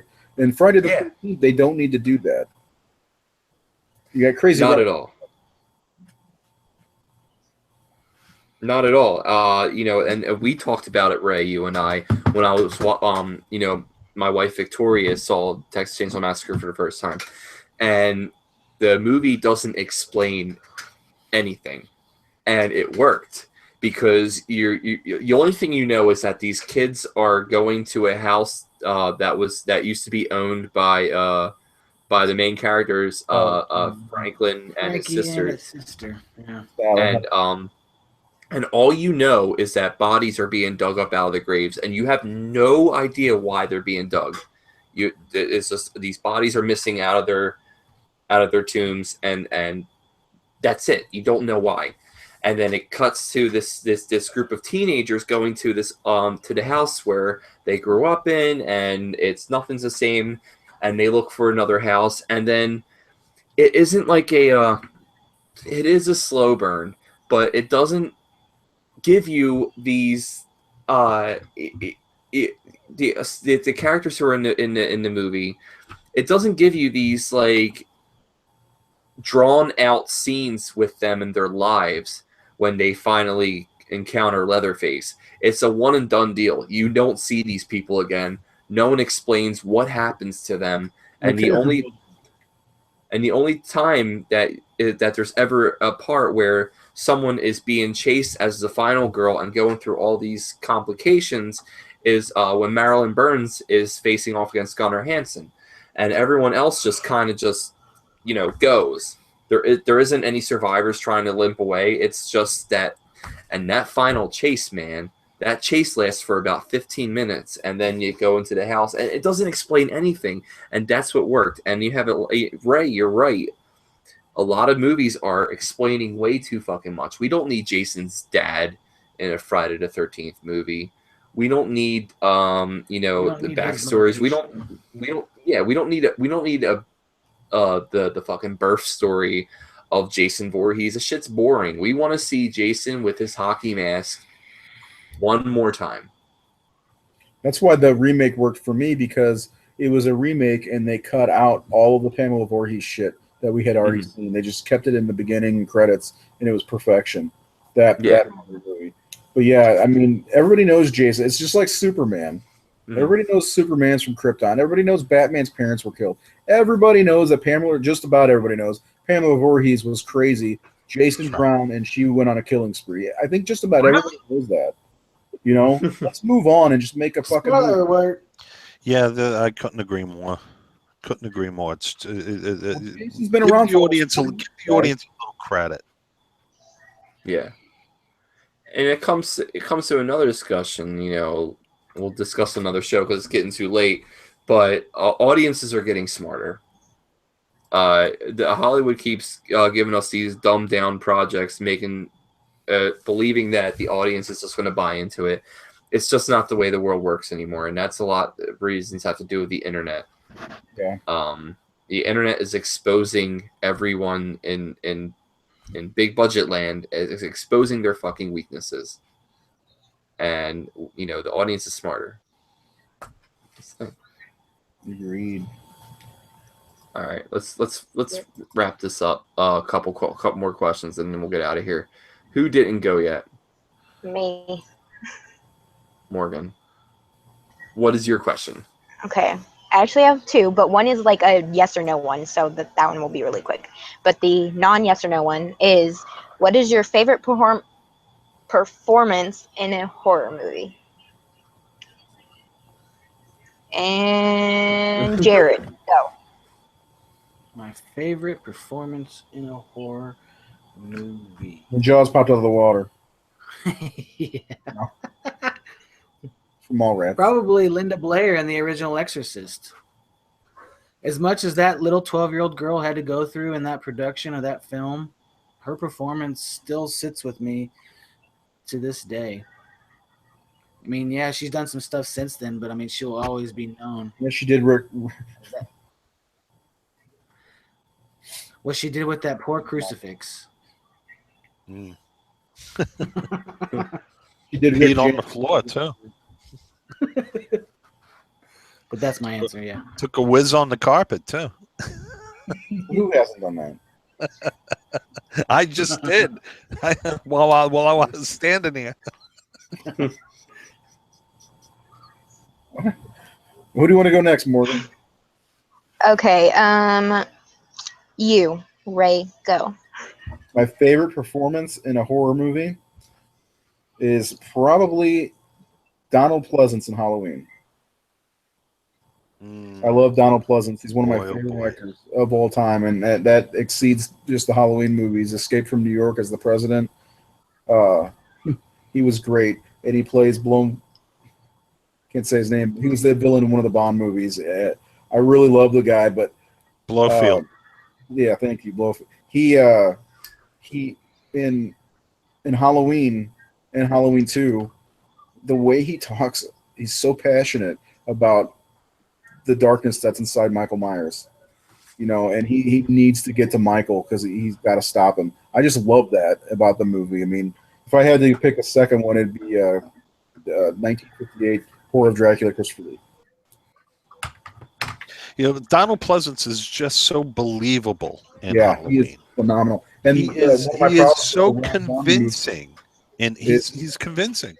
Yeah, he is. And one of my problems with the Rob Zombie movie is I like the Malcolm McDowell who plays Dr. Loomis, but they changed the character too much to where he didn't the passion that Donald Pleasance brought to the role. And it was also offered to Christopher Lee, which is pretty interesting. But anyway, that's my answer, Donald Pleasance. Okay, now Rayzilla. Tough question. There's so many that come to mind. You know what? Why don't we run to somebody else because I'm blanking for just a minute. So we'll go to someone else for a second. Come back to me. Matthew Broderick, Okay, Godzilla. there. That's his favorite.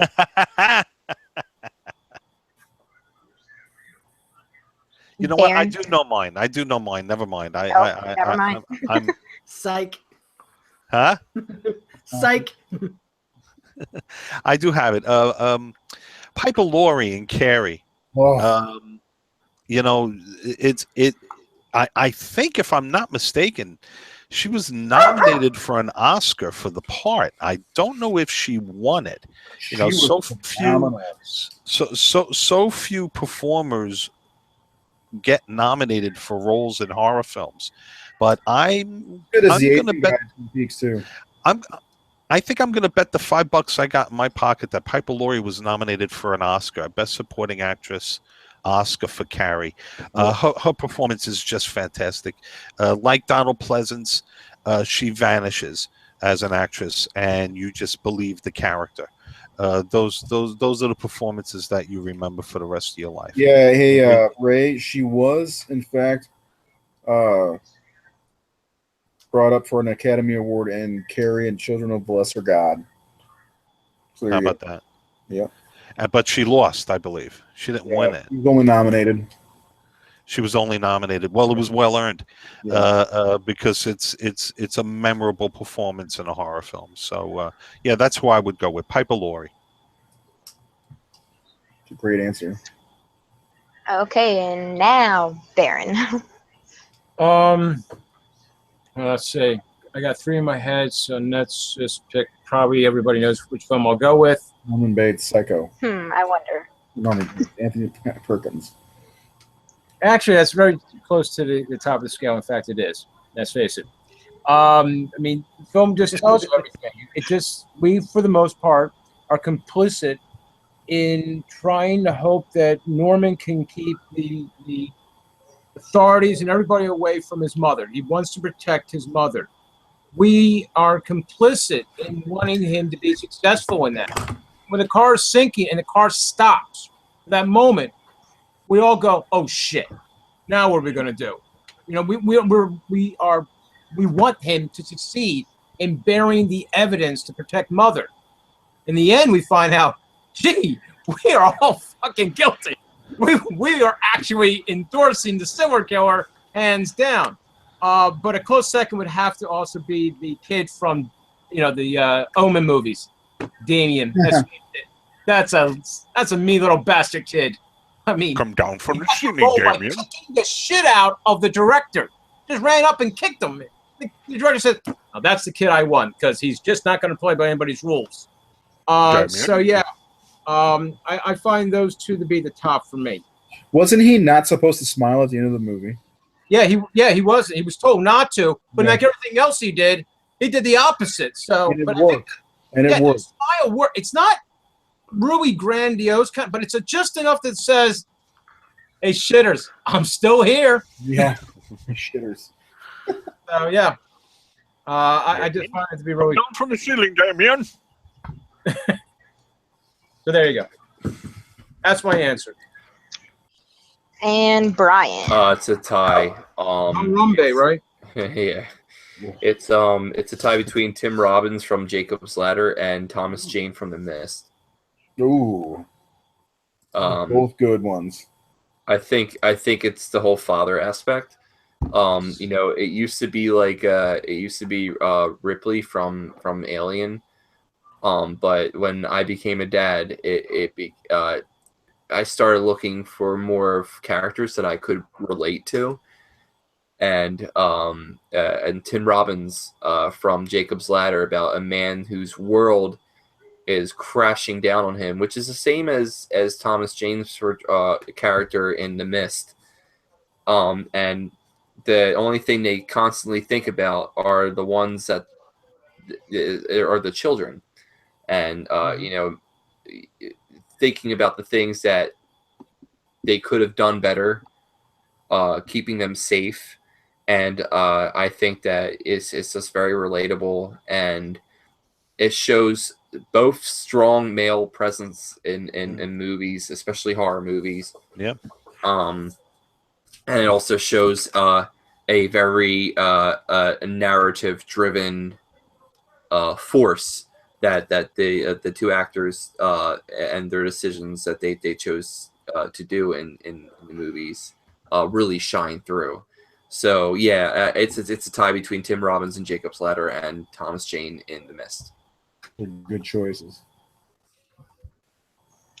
And okay, as for myself, I saw this question on Twitter a couple of days ago. So I've been thinking about it since then, and I'm still not sure. Maybe Robert Englund as Freddy Krueger, maybe Christian Bale in American Psycho. I'm not really sure, but a performance that is my favorite performance in any movie, which is not really a horror movie, but it is a movie that has a lot of horror elements in it, is Rosamund Pike in Gone Girl. Oh, and I am still mad that she did not win the Oscar the year that she was nominated for that role because it is so good. Oh my god. I agree with you. She is crazy in that movie. Crazy good. Has anybody seen Gone Girl? I've been meaning to. I I haven't. highly recommend that movie. Oh my I goodness. recommend Shame it. on you all. It is so good. Yeah. It's on my And queue. And as for my second question, it kind of connects with the movie that I talked about earlier, Don't Breathe. And it is basically, do you think that more people with disabilities should be cast in the roles as characters portraying, as in roles as characters that have those disabilities? Because there were two really popular movies last year that had blind character, but the guy's not blind in real life. And Hush had centered around a deaf girl, but she was not deaf either. And so, yeah, Baron, let's hear from you. I believe that the characters that have disabilities should be portrayed by the actors that have that same disability. They can Yeah. bring so much more to the element. Yes, I've always portrayed people who have disabilities. Yes, they practice. Yes, they do a lot of things. However, the person who has a disability, it just works so many other elements. I think you're taking away from that person's acting possibilities. You're eliminating them and discriminating against them, and I think you shouldn't do that. The blind person, yes, can play this role. So what? You have to now either provide them with a script that's in Braille or audio, depending on what they're, how they go with things. But yes, they can easily do it. I don't know why the studio doesn't. Probably because they want the names of different people. I mean, it's not a horror film by any means. Son of a Woman is played by Al Pacino. He plays a blind colonel in the film. Yes, he does a great job. However, he's obviously not blind, and he had to. You could tell there's sometimes, the story takes it too far. Same thing in here with Don't Breathe. The guy is supposed to be blind. He's obviously going to rely on his other senses. So when he's in the hallway and he walks past that guy, I'm sorry, the fucker's dead right there. He doesn't go right past him. The scent from this guy, the sweat, everything, it tells you. That's it. You get whacked right there. I just don't see it working. And I don't know. The only thing I like in Don't Breathe, I'll just put it out there, is when they're in the basement and he turns off the lights. That scene, the actors also had very limited vision. They weren't told how the room was actually laid out that much. So they were actually stumbling into more things. That was kind of balancing it. But I would say that the actors who have this disability should be the ones who play it. Let's face it. That's just how I think it should be. Well said. Me too. Jared. Just go and say yes. I'm you don't gonna have to go go ahead and agree with you. Yeah, I mean, it's gonna. It adds to the depth of the character more. Somebody that actually has those experiences in real life can bring so much more to a character. Heartedly agree. Yep. Well, I mean, if anyone says no, I guess, we can just. Does anybody here disagree that they should? Well, I wouldn't give a hard disagreement, but I feel that there are reasons for, and there are reasons against. Whatever suits the production, because it is a production, and you are on a schedule, and you've got to get it done. You've got to shoot your pages. You've got to get it in the can, and it is a business. Money has to be made. If you have to cast a name, to play the role of a disabled person, it's not. I'm not a fan of hard and fast rules, I guess is what I'm trying to say. I'm not necessarily a fan of hard and fast rules. If it suits the production and it suits the needs, to use a name person, then that's the route that you have to go. If it suits the production to go with an authentic individual, I've seen it done well and I've seen it done not so well. To give an example, the first season of American Horror Story, the young lady with Down syndrome, it irked me just a little bit because they deliberately made her quirky and strange. And what are you trying to tell the audience? That people with Down syndrome are quirky and strange and off-putting. So, there's a case where they used an actual disabled individual. And for me, anyway, it didn't seem to work. It seemed terribly forced, if anything, is the way that it came across to me, to make her creepy and such. So it depends. It depends on how the narrative is written and how it suits the production. But I'm not a fan of hard and fast rules. I don't think that every disabled part written needs to be played by a disabled individual. So I'm not disagreeing, but there are reasons for and against. It depends. What you're saying? Yeah. Yeah. Okay. All right. Is anybody still with us? Very good question. It's just I looked at the It's our time. longest Wow, episode. it's not as late as I thought it was. Yeah, we're going on 3 hours now. Oh my that's goodness. fine. Let's keep going. Yeah, I got to We work had at kind of 5. a deep How the discussion hell was that? Friday the 13th stuff, Brian. That's some deep stuff we were talking about. We'll have to have an episode based on the Friday the 13th video game. I've already said that. No, I'm not saying it as this is a new thing that I created. I'm just agreeing with you that we absolutely should. After Mighty Yeah. County. All right, so we have an FMK. Let's just do it. Okay. All right, I guess that's me then, boys and girls. All right, and because we're running late, because it's I refer to it as shag, marry, kill. But because we're running late, boys and girls, and because the witching hour is almost upon us, yes, tonight, holy shit, boys and girls, it's time for your favorite segment and mine, Fuck, Marry, or Kill. Here we go. We have a special Scream edition tonight, kids. Okay, it's very, very, very special. Everyone can participate.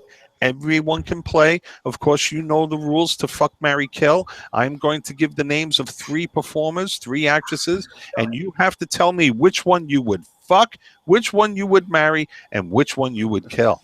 All right, kids? So it's time to, if the little ones are asleep, wake them up, get them in front of the computer because, everybody can play along. We're going to start off. We have a very special Scream edition of Fuck, Marry, Kill tonight. Now, because the Horror Syndicate is primarily made up of males and only 1 female, I have divided the list in half so that, Morgan, you can join us as well because we know that you won't dip your toe in the lady pond. So, with that, here we go. Scream edition of Fuck, Marry, Kill for the gentlemen. Gentlemen, here we go. Your choices are Nev Campbell, Courtney Cox, Rose McGowan. Brian, you're up first. Okay. Fuck, marry, or kill. All right. So Time to wake this show up. Come on, guys. I've always, had interest in Nev Campbell. I've always thought that she was the kind of girl who would take me out to a nice dinner and then stare at me like I killed her cat. So I would probably have to I don't know, that scene from Wild Things though. I'd probably have to just test the waters with her. So that is what does test the waters mean? I don't know what that means. We'll give her an F. All right, so you would F Nev Campbell. Going with the F. Yeah. Okay. I would probably marry Rose McGowan. Marry Rose McGowan. Okay. Just because I feel like she likes freaky dudes. And I'd probably have to kill Courtney Cox because the last name. Because of her last name. How about that? How prejudiced of you. Okay, guys. We're moving on. Jared. Fuck, marry, or kill. Courtney Cox. Nev Campbell. Rose McGowan. I was never a big fan of Friends growing up or Bruce Springsteen videos, so I would kill Courtney Cox. Yeah. I would probably F Rose McGowan only because Marilyn Manson tainted her. And then I would probably marry Nev Campbell just because she's a little soft in the eyes. So Rose McGowan makes the cut because you want to get there after Marilyn Manson. Not necessarily the sloppy seconds, just she might be kind of freaky. You want to be Eskimo Brothers with Marilyn Manson. That's what you want to do. Wiener cousins. Man. All right. Saying she likes freaky dudes. All right. Herr Baron, let us hear from you. All right, this is fairly easy. See, we got Courtney Cox, bitch. Basically, I don't know how to put this license. I may offend somebody, but the cunt there, she needs to be killed. Pretty much all of the horror films she's done was with David Arquette. So, that's how she's got all her roles, by basically fucking him. So I think basically she needs to be stripped, bound, tortured, and hung by her intestines while dogs nip at her feet, biting off her toes, and I sit there having a chocolate milkshake going, I need more screams from you. Then I would probably just fuck Rose. Why not? You're pretty good going through that doggy door thing there. So, hey, that's a great position. She's easily to be mounted right there. Then lastly, we have to, of course, marry Nev. Let's face it. She's obviously bitch ass at killing people. She did the Wild Thing movie, and she's just somebody who likes movie The Changeling. So, fuck it. I'm going to marry her. All right? That's my story. That's what I'm sticking with for right now, this minute. So there you go. Very, very, very well thought out answers. Let's see. Let's go to the chairman of the board, Razor. Razor, fuck, marry, or kill. Courtney Cox, Nev Campbell, Rose McGowan. Okay, I've thought this over very, very, very thoroughly. Nev Campbell has weird boobs. The weirdness is sometimes attractive. Oh no! She's got a jawline like Christian Bale. Oh no! I could put a bag over her head. So, then she's got those nasty, weird-looking boobs, and she's got hunched over shoulders like Quasimodo. We need John Lovitz. Goodbye. She does look like John Lovitz. Goodbye, Nev Campbell. I would definitely kill Nev Campbell. I would fuck the shit out of Rose McGowan, even though she kind of resembles Skeletor. My go-to with the skinny nose. But that scene when she flies open the door, her nips are all, what are they, blasting nips? Blasted. It gets me every time. Pause it right there. I'm like, yeah. And plus she's in Doom Generation, and she's nude in that. And I would marry Courtney Cox simply because she played Monica on Friends, and I was a big fan of Friends. And Yeah. I like her blue eyes and black hair combo. So, but Nev Campbell's dead eyes, her Christian Bale-esque face has to go. She could play Batman, I guess, in one of the terrible Batman movies. But that's what I got. Her dead eyes All and right. her Christian Bale face. And for myself, You yeah, can't write. You can't write. I this. know. I want to animate this episode. I want this entire. If anyone is left watching, please, I would love to see it animated. As for myself, I've also given this some thought. I'm going to kill Rose McGowan. It just seems like too much to handle, too much to deal with. I've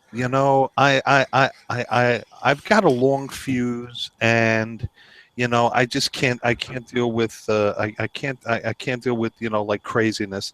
Courtney Cox, I would marry. How do you do with the show then? I would marry Courtney Cox because she's a television reporter, which means she makes money and she's got a good income, probably good benefits. I could get on the health plan and not have to worry about that. And that leaves Nev Campbell, who I would probably give the best 15 seconds of her life to. So that's about it. Those are the choices for me. Damn, Sid, super bitch. Yeah. All right, now Morgan, for you, we have a Let's different do it. list. We have a different list. Are you ready? Yep, I'm ready. Okay. Because Bring it on. because we woke the kids up for this segment, so people are curious.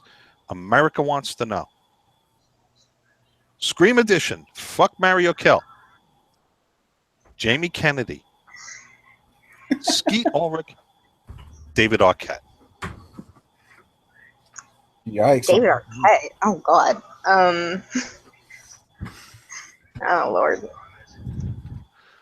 Okay, well, I'm gonna marry Skeet because I'm in love with him. You're gonna marry. wanna You're gonna marry Jamie Skeet. Kennedy. You're gonna marry Skeet because of the sound his name makes. Skeet, Skeet, Skeet. You're only gonna marry him because he wasn't in I love him. Malibu's Most Wanted. Yeah, sure, let's go with that. You want to marry Jamie Or you got a Kennedy. weird taste in men. What's wrong with Skeet Ulrich? Have you seen his little I love mustache he wears in As Good as It Gets? No, I haven't. Well, he looks like such a greaseball. Well, you know what? That's my choice, and I'm I'm sick as Ray Zillow would say. My story, and I'm sticking yeah. to it. That's I love right. him. I tell the police that. I tell the police that every Saturday night. Let- But that's who you're gonna marry, though. Okay, now there's still Yeah. two You know, other choices, yeah. so let's go. Yeah, but It's, don't know it's how well our Morgan's marriage- Midnight Meat Train, okay? So let her decide what she wants.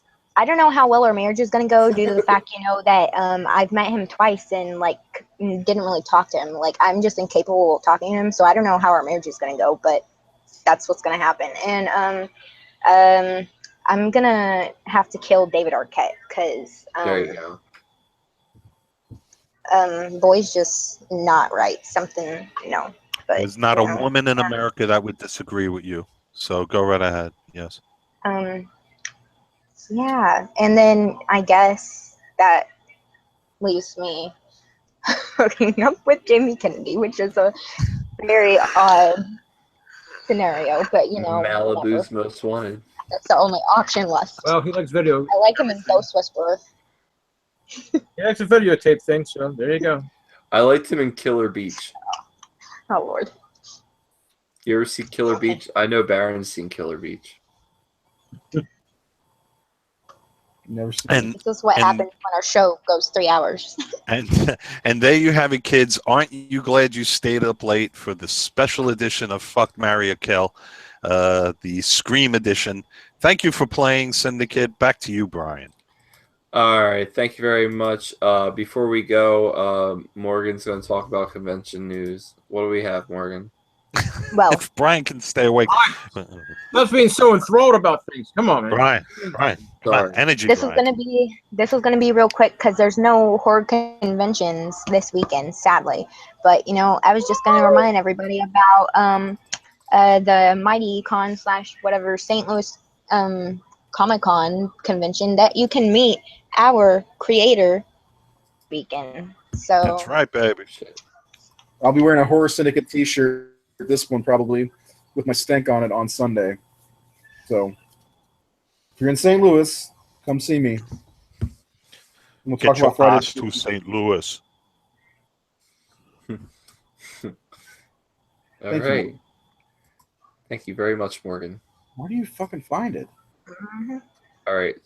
Thank you for joining us tonight. I'm exhausted. My name is Brian Enright. You can follow me on Instagram and Twitter at the Horror Jew. Up next we have Baron Craze. Baron, where can we find you? Again, always hanging out at cemeteries. Always a fun place to pick up a date because dead girls don't say no. So you can find me on Twitter under Baron_Craze. Of course, Baron Craze on Facebook and the Baron's Crypt on Facebook, which is on Friday nights at 6:30. Thank you very much, Baron. Up You're next, we have Jared Letourneau. Garrett.